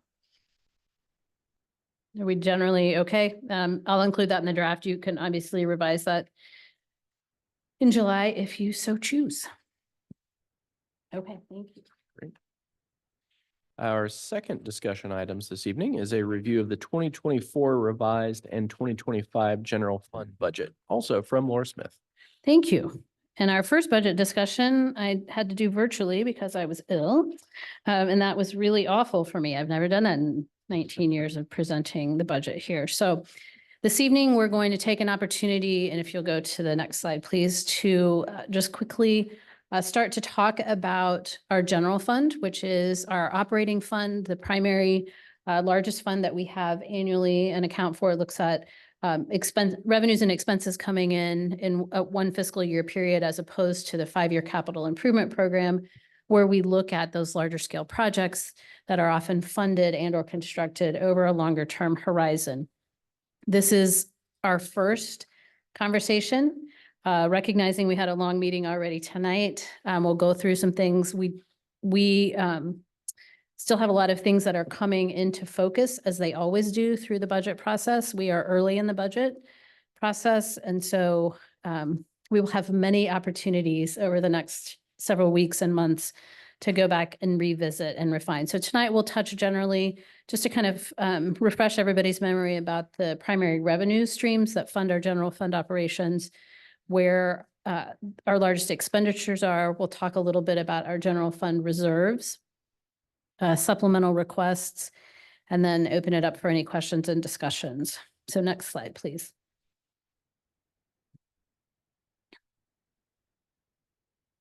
Ta-da. So we do need a new laptop. So priorities, goals, and objectives for our annual budget process come from a variety of different sources. They come through our citizens, through you all, through staff, through our boards and commissions. Many of the ways that we collect that information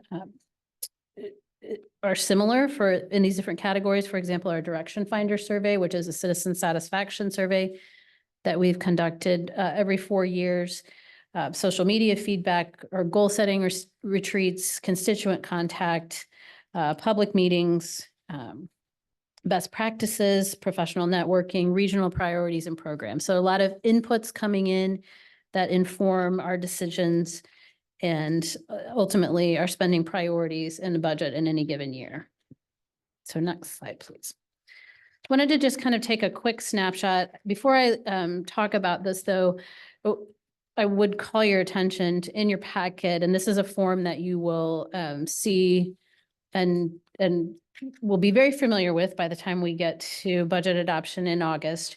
But it's your general fund summary page. And so it's going to look at actual expenses for the last 2 years, current year budget compared to where we think we're going to end this year, and then our proposed budget or projections for the coming budget year.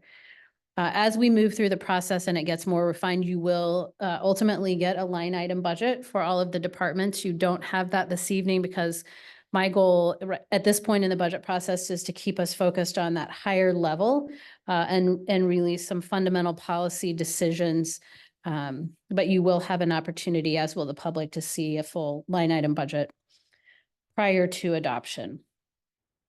So there are a lot of things that have impacted our budget, both positively and negatively over the last several years.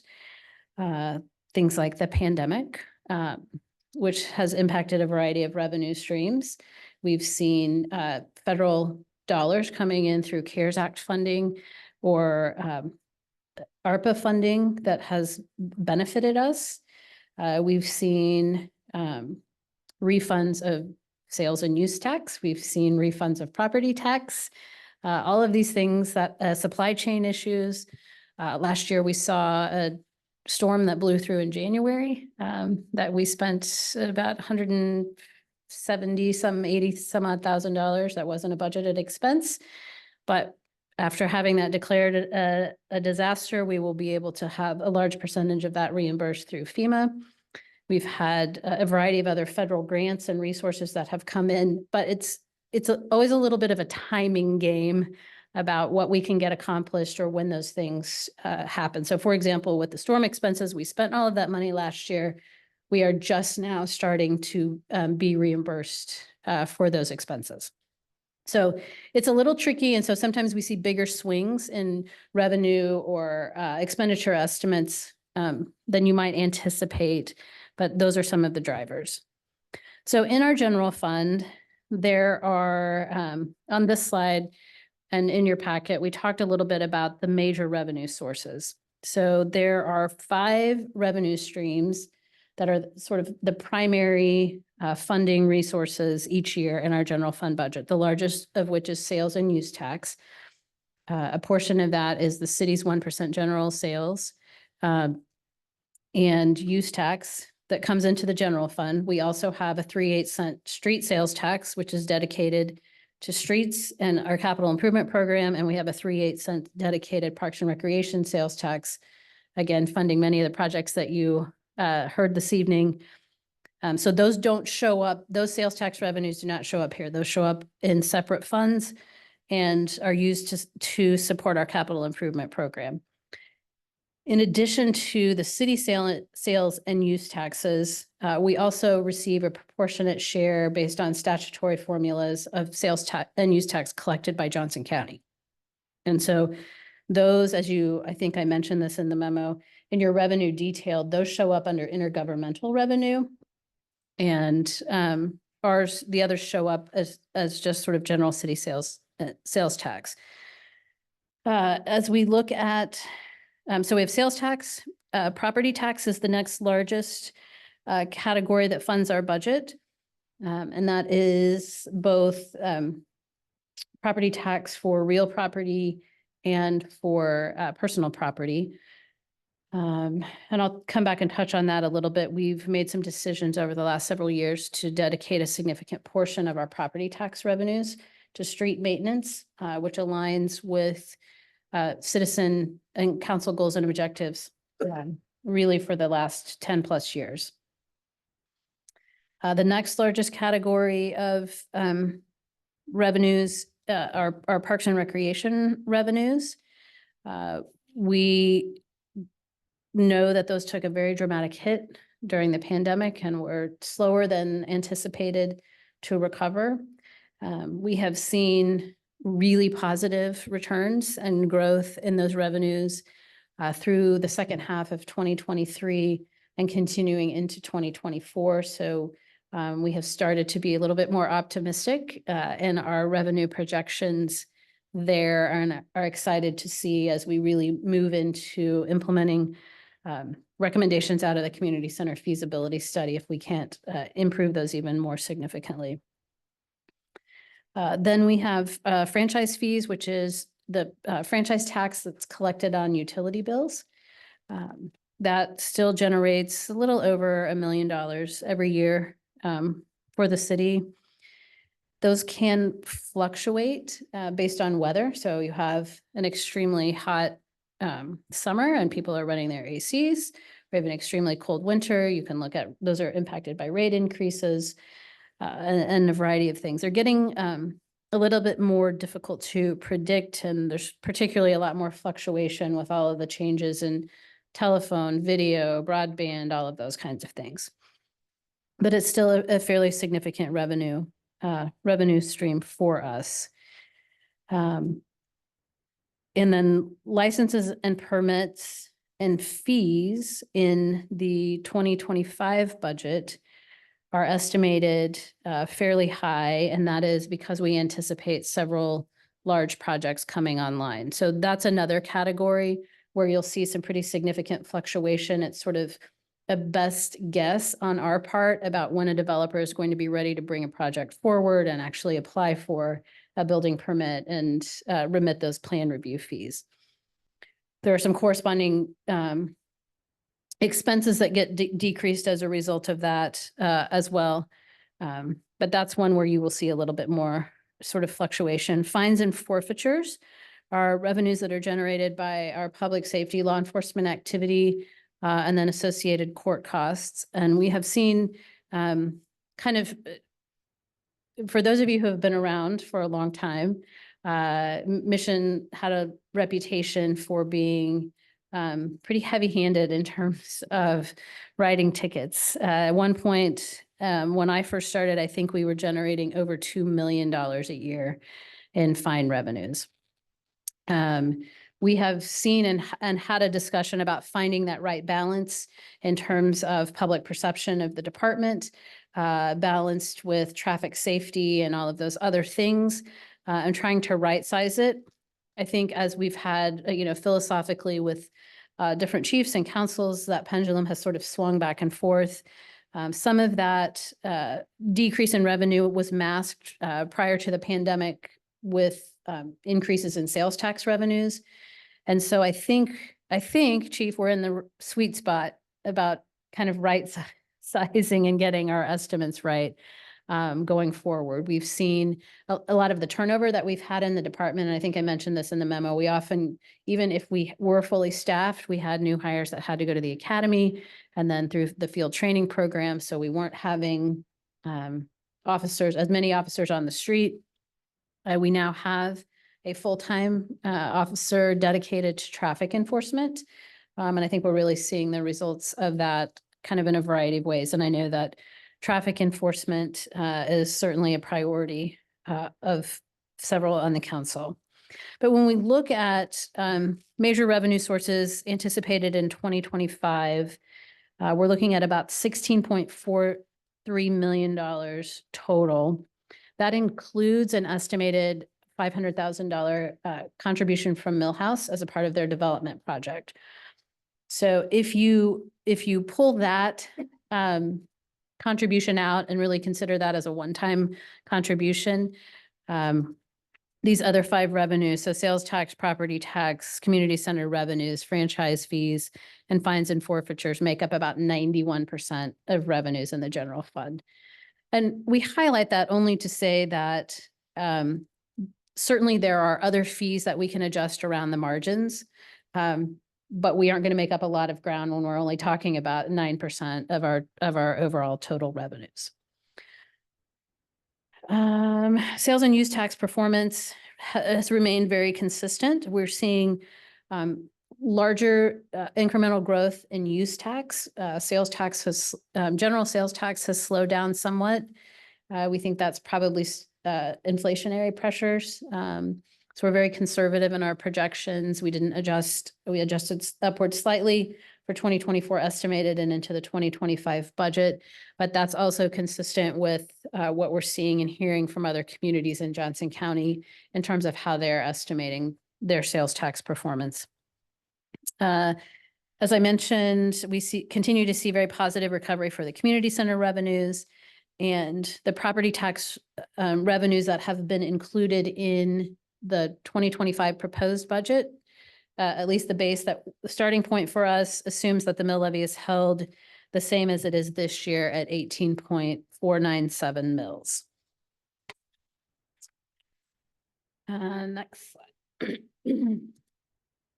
Kind of hit on this. So again, this just provides some sort of historical perspective.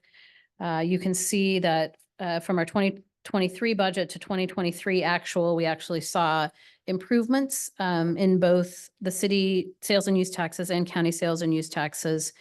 Again, very slight increases for 2024 estimated, and then again for 2025. Let's go to the next slide, please. Property tax revenues are determined by a mill levy. that is applied to the assessed valuation in our community. So your property is appraised based on the use of that property. Residential property is assessed at 11.5% of appraised value. Commercial property is assessed at 25% of appraised value. And there's others in that mix, but those are the two general categories that we have here. So like other cities in Johnson County, we've continued to see increases in our underlying assessed value. I will tell you there was a time following kind of the recession, but 15 years or so ago, that for the first time in Johnson County's history, we saw declining and decreasing property values. We've recovered, but that recovery was slow and took a couple of years in order to do that.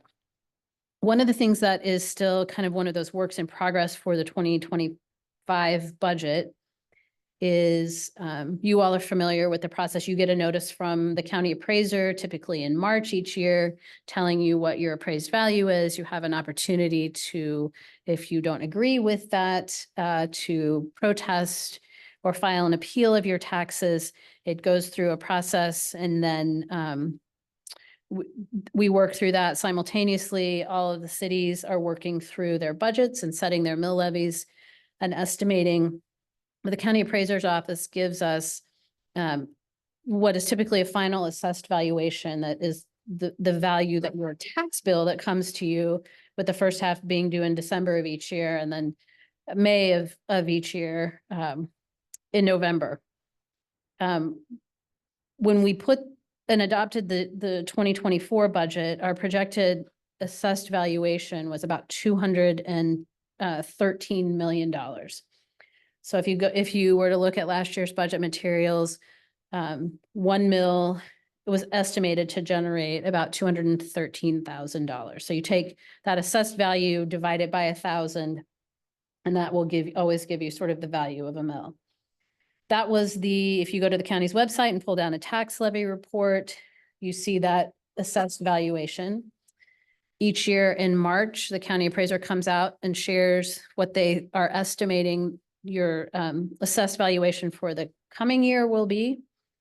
And we had a change. We realized as we have been building this budget, where our final assessed valuation decreased from 213 million to 208 million. What does all of that mean to anybody? In the grand scheme of things, it may mean that we collect less property tax revenue than we estimated in this year's budget as a result of that. So we have a series of questions out to the appraiser to try to understand. Likely that is probably a BOTA appeal or something that has occurred, so that we'll have to try to understand that. But that's one of those things that it gets nuanced through this budget process, and that's probably about 100,000. If those numbers hold true, it's about $100,000 loss in the current year's budget in terms of revenues. The council had several years ago replaced the transportation utility fee, or infamous driveway tax, when that was determined to be illegal, with mills, because the priority for the transportation utility fee was making progress on deferred maintenance on our streets. That didn't go away because we couldn't use the transportation utility fee. So the council at that time increased the mill levy and then dedicated a significant portion of the mills collected in the general fund to that street maintenance. That has continued since that started with the 2016 budget year and has continued ever since.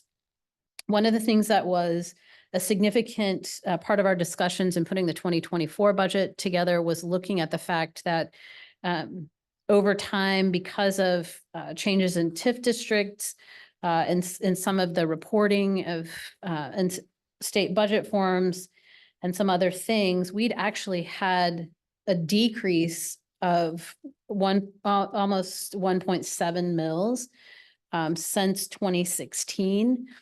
That each year as the council is setting the budget, you were wanting to hold that mill levy constant, but we were having these other things that were impacting it and decreasing it.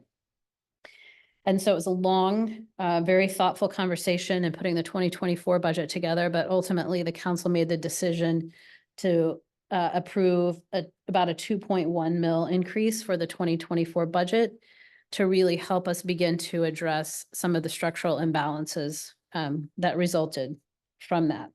But a lot of conversations about the impacts of that on single-family property owners. And one of the things that we did last year in response to that was increase or modify the income limits on our community rebate program and are able this year to return more to those families or property owners who may have the need for that.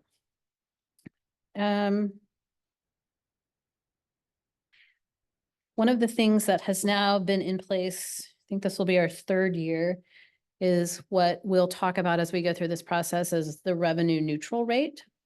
So the legislature passed some requirements several years ago that the city each year receives a calculation of our revenue neutral rate. And that means the mill levy that allows you, based on your new assessed valuation, to generate exactly the same amount of total property tax as was generated the year before. So one of the advantages of having increasing underlying assessed valuation is that you're able to take advantage of that incremental growth in your budget. And because we know that personnel costs, that fuel costs, that any of the things that we're doing, whether it's as a city organization or in your own home, are not static from year to year. And so the revenue neutral theory is really based on the premise that you have to pay for the next year's expenses with the same revenues that you collected in the prior year.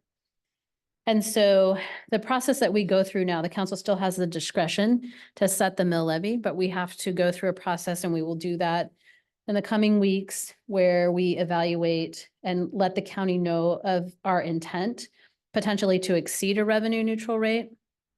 And then if we, they will send out notices to all of the property owners, and then we hold a public hearing in connection with adoption of the budget on that. Notifying the county of our intent to exceed revenue neutral does not mean it's not a commitment at that point to do it. That ultimately happens at the final budget adoption stage.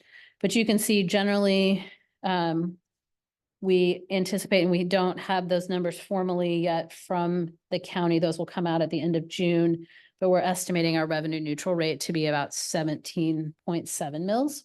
So a decrease over where we are currently. I'm going to pause there for a moment. Any questions about sales taxes, property taxes? Yeah, I've got a question. So when we talk about the BOTA, that's what the Board of Tax. Board of Tax Appeals? Okay, yeah. We don't really know what those are at this stage, and it's hard to find answers typically, and that's its own thing that I'd love to keep pushing on and getting more transparency on, just in general, whether it's through, Topeka or directly or whatever we have to do. But I think it's kind of a scam that we have to fight so hard to figure out what's happening to our tax revenue, just to know the facts, right? So I don't think Right. that's great. In terms of the appeals themselves, are we looking at potential continued impacts on commercial properties that are operating with the dark store theory and things like that? I think that the adjustments that were made, or the settlements that went through the BOTA process for kind of the dark store argument, we saw the impacts of those both in the, I think, late 22 and 23 budgets. And at least in our most recent conversations with the county appraiser, we believe we have any other commercial properties that would sort of apply to. But we have seen, we believe this change is probably driven by some other commercial properties or office properties that have appealed their assessed valuation in some fashion. So I know sometimes we talk about, when we're having a conversation around incentives and the use of incentives and providing those tax breaks to developers coming into our community, I think it's important to realize that we have many of our large, a large portion of that tax base who are using another process to go and have reductions. And certainly that's their right, and they have the ability to do that. But we have no involvement in that process. And so, to the extent that as we look at a developer who's coming and we can really do a much cleaner and clearer evaluation of pros and cons or costs and benefits, we don't have that same advantage when we have property owners who make those appeals. So we are working to try to have a better sense of what's pending. Oftentimes it takes, several years for those to come through. And so, $100,000 or $300,000 in our budget is really significant and very hard to adjust to sort of mid-year. Well, yeah, I want to sort of stand on that point and call out for the benefit of the public, when large property owners, commercial buildings are able to go through that process and take away from the pool of tax dollars, that pushes the expenses onto those of us that they can't, and residential properties that have different processes. Right. So, when you talk about pressure on the mill rate, let's think about as everybody being a good neighbor and contributing to being, valuable land use, productive land use, that's an asset to the city. I think Debbie had a question. Just quickly, do we have an amount of how much we have property tax in arrears? No, our collection rate historically is about somewhere between 95 and 100%. So it's really not a significant amount, I would say, in general property tax. Probably the one exception to that, and I know it was on one of the things that someone expressed as a concern. So for example, the Gateway property, who we know is delinquent on their taxes, their real estate taxes are significant. I believe they're in the neighborhood of about between $75,000 and $85,000 annually.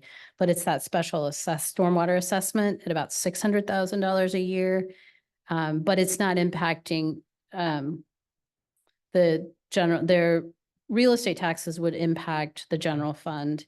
Their stormwater utility or their stormwater special assessment has an impact in the stormwater utility fund and our capital improvement program. So kind of a separation there, but the county appraiser, I think they'll give you a list ultimately, but they don't typically, as a matter of course, provide you with property, owners who are delinquent. And Laura, just to clarify, it's the county and not the city who has the power to go after delinquent taxes, right? Correct. And it used to be, the property had to be delinquent for 3 years typically before the county would pursue any action. I believe that has been extended to about 5 years through the course of the pandemic. So we are at the mercy of waiting until the county reaches sort of that threshold. And then, just as a matter of course, all of the interest that accrues during that time period does not come to us. It goes to the county. We learned that was an interesting lesson several years ago. Okay, then I'll move on to Parks and Recreation revenues. Again, as I mentioned, we're seeing, I think, you can kind of see here just in memberships. In 2023, we budgeted and estimated we were going to generate about $350,000 in memberships. We ended the year at almost $500,000. So you can see when we put the 24 budget together, we're conservative. We've increased it over the budget. I would hope we would be closer to that $500,000 number. But because we put our budgets together so far in advance of the fiscal year, we're very conservative both on the revenue and the expenditure side. So we think there's opportunities for growth there in all of those categories. So the current estimates are based on historical data. They don't reflect any specific recommendations from the community center feasibility study. You may recall that the goal coming out of that study was to get us back to about a 70 to 80% cost recovery. And I believe in the April interim financial reports, I think we were trending at over close to 60% for this year. So we're making up ground. It's been a long time coming. Penn can attest to that. I'm also pleased to announce that we have hired the business manager's position that was recommended in the feasibility study, and our new business manager will start in July. And I don't know whose list is longer, Penn's or mine, about which projects he will get started on. So we look forward to introducing you to him at the July meeting. And then I think, can really, as I've talked about before, Penn and his staff have done a good job in this interim period and collecting the data and really looking at key performance indicators. But I think this individual, who also happens to be a Mission resident, I think we have high hopes that we'll kind of get to some of those next level recommendations. So in your packet in the memo, we also included just sort of a cost analysis of the MFAC. I didn't include that here. We don't have specific cost recovery goals set for the pool. Since we did the renovations to the pool 10 years ago, we've seen dramatic improvements in attendance and revenues. We are also, whether it's at the community center or the MFAC, we're also seeing increases in costs for water and chemicals and staff and all of those other things. So trending, I think nobody expects to make money on a pool that's open 3 months out of the year. So we set some different sort of cost recovery expectations for that outdoor facility. But overall, I think things are, prior to the renovation in 2014, our cost recovery at the outdoor pool was under 30%. We have trended closer to 60% for the last several years. So dramatic improvement there. Franchise fees and fines and forfeitures, again, just kind of repeat of the information that was included in your packet. So I won't spend a lot of time on that. And then we'll kind of transition to general fund expenses. So every year when we go through the budget process, we do not do zero-based budgeting. So we don't take everybody back to nothing. We kind of use the current year or previous several years worth of history as our starting point. But we do go through as a leadership team, line item by line item review and looking at where increases are necessary. I think we've done over time, the department directors do a phenomenal job of managing their budgets and estimating their budgets. The disadvantage for all of them, of me being here 19 years, is I know where it all gets spent. And so we don't have sort of line items that get too fluffy or, we really try to run, and we do run very sort of lean and mean with that. But every year we sort of look at, and we have decisions to make, as we'll talk about here in just a moment, in 2025, in order to bring our budget into balance. We look at a variety of things, eliminating or combining positions, holding positions vacant intentionally for some period of time, delaying the purchase of capital equipment, eliminating or reducing specific budget line items, privatizing or outsourcing services to help us achieve efficiencies or economies of scale. So as I mentioned, we go through the budget several times as a group. And expenses in the general fund are budgeted in 4 general categories. So we look at personnel expenses, contractual expenses or contractual services, commodities, and capital. We also look at, on the expense side, we have transfers from the general fund to other funds that get counted in as expenses. And general fund transfers that have been included preliminarily in the 2025 budget are $1.4 million to the capital improvement fund for street improvements. And that's, again, that portion of the property tax. So it's about, I believe, 40 some odd percent of our property tax revenues. And then about $40,000 to the solid waste utility, which helps to subsidize a portion of the residential trash, recycling, yard waste, and bulky item collection for our single family households. So as expected, the people costs in anybody's budget are typically the most expensive. Our personnel costs in the 2025 base budget are 61% of overall expenses. The target typically for an organization is to maintain your personnel costs somewhere in the neighborhood of 60 to 65%. So we're trending right there. I think the council has been very transparent and dedicated and generous in improving increases for both full and part-time staff.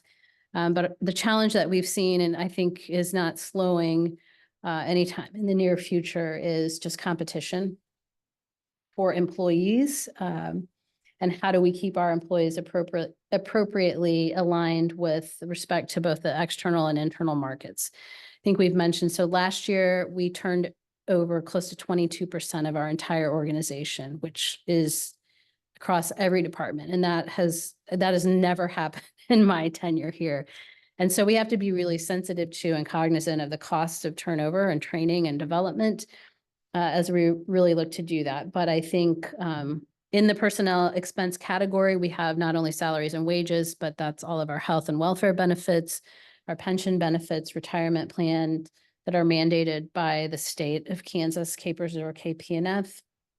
Workers' compensation is included in those personnel costs as well. So there's a chart here that kind of shows the breakdown of full and part-time employees in the general fund, and that's 73 full-time is actually a reduction by one full-time employee from our budget in 2024. So again, as we have retirements, as we have position vacancies, we really reevaluate. Is this the right position? Or if we still need a position, do we need it in another department, in another program or service delivery area?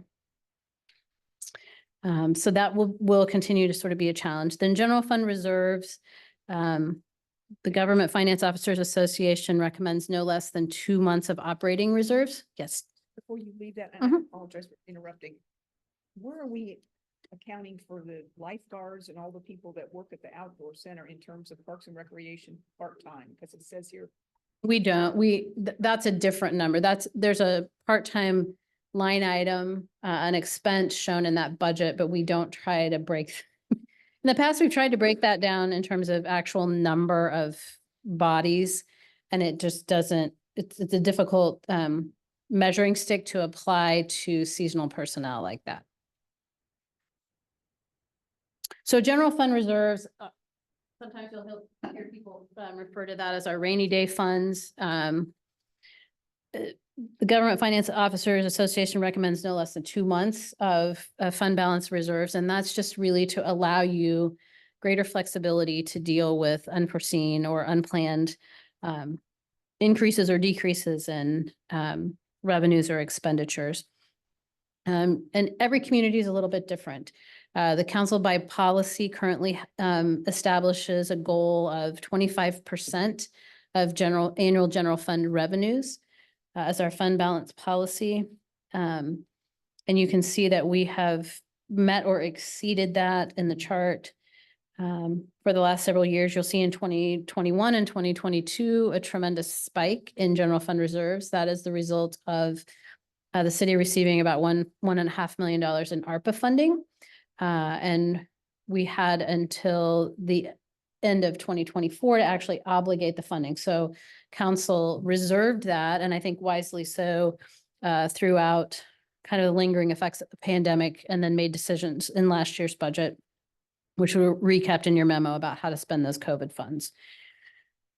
The mill levy increase for the 2024 budget started to address structural imbalance between general fund revenues and expenses, but we haven't solved all of that equation yet. And so again, if I would direct you back to your general fund summary page, if you go about well, actually it's a little further. If you go about 3/4 of the way down the page and you look at the difference of revenues to expenses annually, you'll see that projected in the 2025 budget is kind of the first year that before we account for how much needs to go into reserves and all of that, it's the first year in a long time that we've actually had revenues that exceeded expenses. Now, go all the way to the bottom and you see there's still work that we have to do. But that's kind of that structural imbalance, that difference in annual revenues and expenses that we want to try to balance out for the longer term. Next slide, please. supplemental requests, and there was a list of the supplemental requests that was included in your packet. I'm not going to go through all of those. We will talk through them in more detail and in future meetings. But this is really council staff, our advisory boards, the citizens sort of wish list, the things that we would like to accomplish or that are priorities, whether that is related to program delivery or equipment or personnel. And every year the wish list, just like your wish list is at home, is going to be bigger than the resources that you have available. So as we move through the budget process, we evaluate and then eventually prioritize and fund supplemental requests.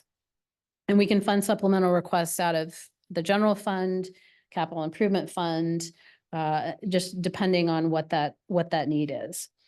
And so when we look at the requests and as we start to evaluate them, we really compare them to the key performance areas, as well as things like liability, customer service, operational efficiencies, et cetera.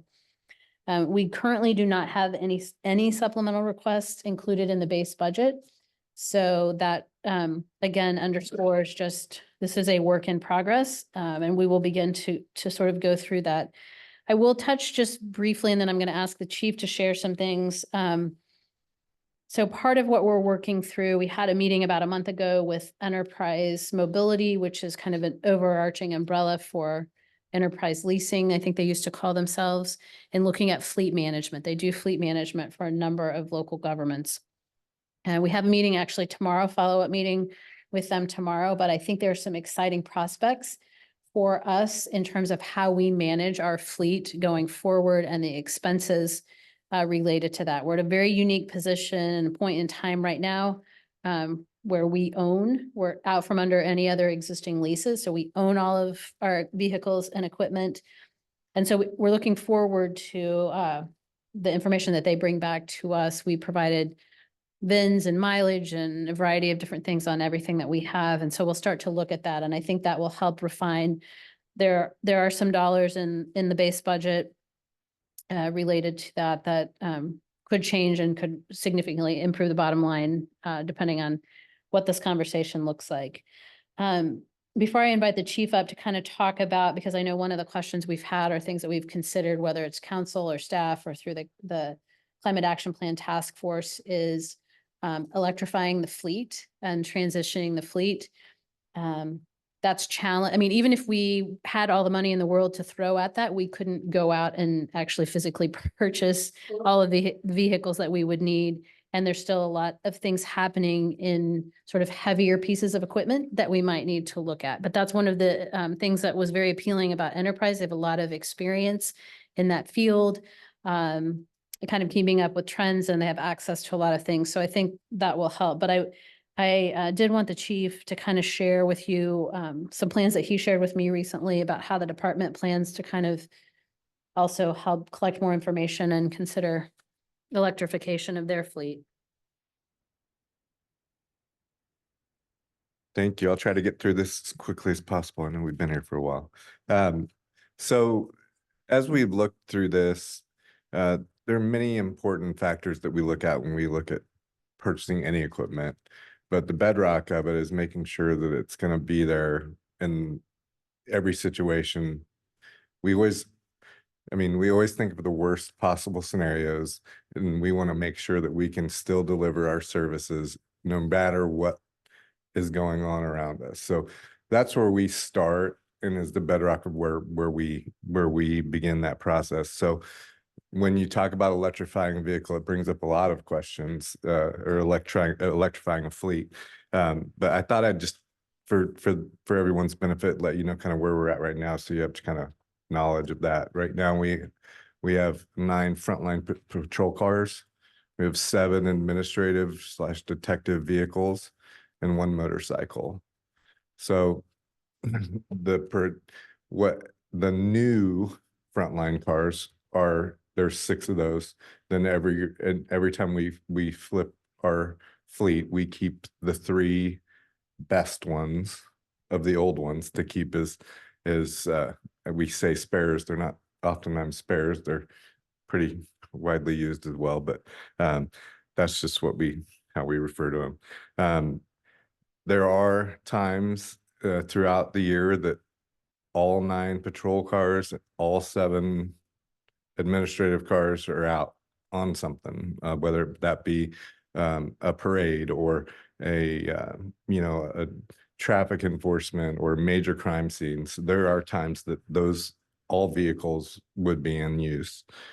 The other thing that impacts that is our schedule. So right now, just while we're getting officers trained up, we're on 12-hour shifts. So when we go back to a 10-hour schedule, that there's always built-in time that there's an overlap of people. So you're looking at a minimum of 6 vehicles being used at one time. If they're on minimum staffing, if they're not, you could use all 9 just during that overlap period. The patrol vehicles, the frontline vehicles have to be pursuit rated. And you say it's a kind of a misnomer. It doesn't mean that they're designed to drive in pursuits, because we don't do that frequently. But again, we have to be prepared to do it if we need to. But it just means that they're built a little bit tougher. They have better suspension, better brakes, more electrical capacity to run all the equipment that we have in the vehicles. The admin cars are just regular off the lot cars, so nothing special about them. And the other thing is, historically, we've kind of maintained a static fleet. What that means is that all of our cars are the same. The fire extinguishers in the same place in every vehicle. The siren controllers in the same place in every vehicle. The radios in the same place. Everything's the same in those. And that's kind of just a muscle memory. You know, when you're driving under extreme conditions and you want to just know exactly where your hand needs to be to control the siren without having to look down, because there's already enough distractions going on around you. So that's not a necessity, but it does bring up some training issues, because if you're transitioning from one vehicle this day into a different vehicle the next day, you just want to make sure that you're trained in operating those both in EVOC, their emergency vehicle operations. So, and then oftentimes our patrol vehicles are what's called hot seated. They're ran 24/7, 365. Even though we have enough, officers are creatures of habit. They like their car. They get used to it. Oftentimes it might be because, they like this car because the officer that drove the other car when they're before them, leaves French fries in there all the time or something like that. And then you also have just the regular maintenance vehicles being out of service. You have, whether that be mechanical, electrical. I mean, anymore, we're so dependent on the electrical, we have to down a car if like the air card goes bad, because we can't use the computer in the car. So with all that, there's some things that we need to make sure that we address when we look at switching, electrifying our vehicle. And the first of those would just be charge time. As I said, there are times that all vehicles are in use. So we need to look at what capacity chargers, whether the levels of chargers and all these stuff that we're starting to learn about. So those are the things we need to consider. And that may impact the number of vehicles we need. If we electrify our entire frontline cars and administrative cars, we just need to make sure that we're thinking about all those things. So the other thing would be charging infrastructure. So we need to learn about the cost and requirements for that. Again, I said we're learning that all these level 1, 2, 3 chargers, things that I didn't know about a few months ago. So we need to make sure that there's capacity to run that and how that looks in our current conditions. Weather, obviously, being cold weather decreases the range of an electrical vehicle. The other thing that is just more of an unknown curiosity is, as we drive around in the snow and ice right now, the the heat from the engine keeps the ice and the snow from covering the headlights and building up on the hoods of the vehicles during those storms that we're going to be out in, when we have to be out in. So, you know, what are the impacts of not having that combustible engine that's melting all that stuff away? You know, are there alternatives to do that? And then charging alternatives, and this is kind of one that I said, it's like we all think of doomsday whenever we have to make any changes. So, you know, I think back to the 2001 ice storm when we didn't have power for 5 days at the station, or and even last year for the July storm, we didn't have electricity for 48 hours. So how are we going to charge vehicles during times that there's no electricity to charge vehicles? So those are the things that we need to make sure that we plan through. And I'm sure that there's resources, and I'm sure that as technology evolves, that seems to spawn entrepreneurship and into some of these types of things. So we just need to look at that. And then obviously the operational impacts. And we've kind of learned some of this the hard way from even our combustible engines, but we need to make sure that they're going to fit all of our equipment. And then we need to think about things such as HVAC in those vehicles. So, you know, oftentimes an officer goes to a call, they'll make an arrest or detain somebody, put them in the back of the patrol vehicle. Well, if it's 100 degrees outside, we don't want to sweat them out of a car. You know, they're our responsibility at that point. We want to make sure that there's HVAC. So does an electrical vehicle have that capability of maintaining HVAC when there's no occupant or driver of the car? So those kind of things that we just need to learn about. And one of the things that we're going to do is there's a police fleet expo conference coming up that we're gonna take some people to. I want to make sure that we're taking the people. So you know, I'm obviously not taking the whole department, but taking a couple of people that are in these cars day in and day out and know what they need, and to also just kind of be the champion for this project and get to see these vehicles. And there's going to be a lot of electrical vehicles that are there. And then during the conference, there's electrical vehicle tracks that talk about maintenance, fleet stuff when it comes to electrical vehicles, and all these things that we're kind of excited to learn about and bring back. I was happy to find that and be able to take a couple of our staff down there to do that. There also is an actual test track that they'll get an opportunity to drive some of these vehicles. And I think that will, from what I hear from people who drive electrical vehicles, I think they'll get excited about the pickup in those things. So, and then obviously we're going to, as we're down there doing that, hopefully learn about some other agencies, hopefully some close by that are in the process of or have made some transition to electrical vehicles. I think it's important that we tried to learn from their process. I won't say mistakes, but you know, and trying to figure out what guided their decisions and whether they still support the decisions they made and what obstacles they run into. So I think we have a good path to going forward to try to figure out how we can move towards this goal, and just kind of excited to see what we learn.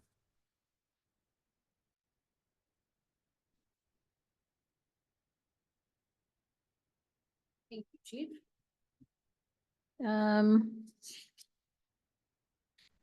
Next slide. We'll just kind of, I know it's late, and so as I said, this is kind of our first rollout of the general fund. There's lots to digest and think about. We will continue our discussion of the general fund and a work session ahead of our June 26th meeting. Again, at our July 10th committee meeting. On July 17th, ahead of our city council meeting, we like to have our community dialogue on the budget. Not always well attended, so encourage you to think about how you want to bring people out. It didn't work last year when we said we were going to raise the mill levy, which is always Councilmember Schlesmacher's surefire way of getting people to participate in the budget process.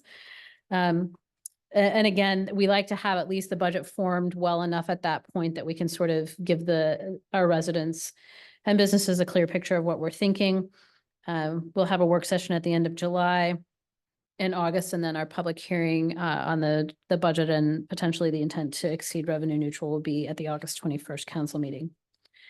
And so I think that's plenty of budget for tonight. And I do have just a couple of department updates if you want to move into that. Laura, can I call out one thing real quick? Can you just as quick as possible, why is the fire alarm replacement supplemental and not something more urgent? Is that just minor faults and? It only because it wasn't included in the base budget. So there are some things you will see in the supplemental list that are probably going to have to get pushed forward just from. Doesn't rise to the level of emergency or? It might, safety? yes. Okay. Yeah. Yeah. The other thing nice. that you see, a lot of there's some significant dollars in there for improvements, remodeling, renovations of this building. What we need to do in terms of city hall and police facilities is still probably one of the biggest questions that we really have to start sort of working through. Okay, so just a couple of quick reminders, probably on everybody's radar screen, but what is tomorrow at 4:30? Market. Very first market of the 2024 season. So Kate Deacon has been working really hard and very competently to put together a great season. You may see a familiar face that is coming back to help be a market attendant for some of those days. So 4:30 to 8 every Thursday evening, except for July 4th through August. Also, just a reminder that although there isn't the formal mission business development group or committee any longer, there are several merchants who will be hosting a sidewalk sale on June 15th from 10 to 4. So we've done some promotion of that and we'll look forward to continuing to promote that. And then just a reminder that City Hall will be closed on the 19th of June for the Juneteenth holiday. And so we will not see you all again until June 26th. And I think that's all I have for this evening. Any other comments or questions? No? It is now 9:04 PM and with no further discussion, that concludes the meeting of the Finance and Administration Committee.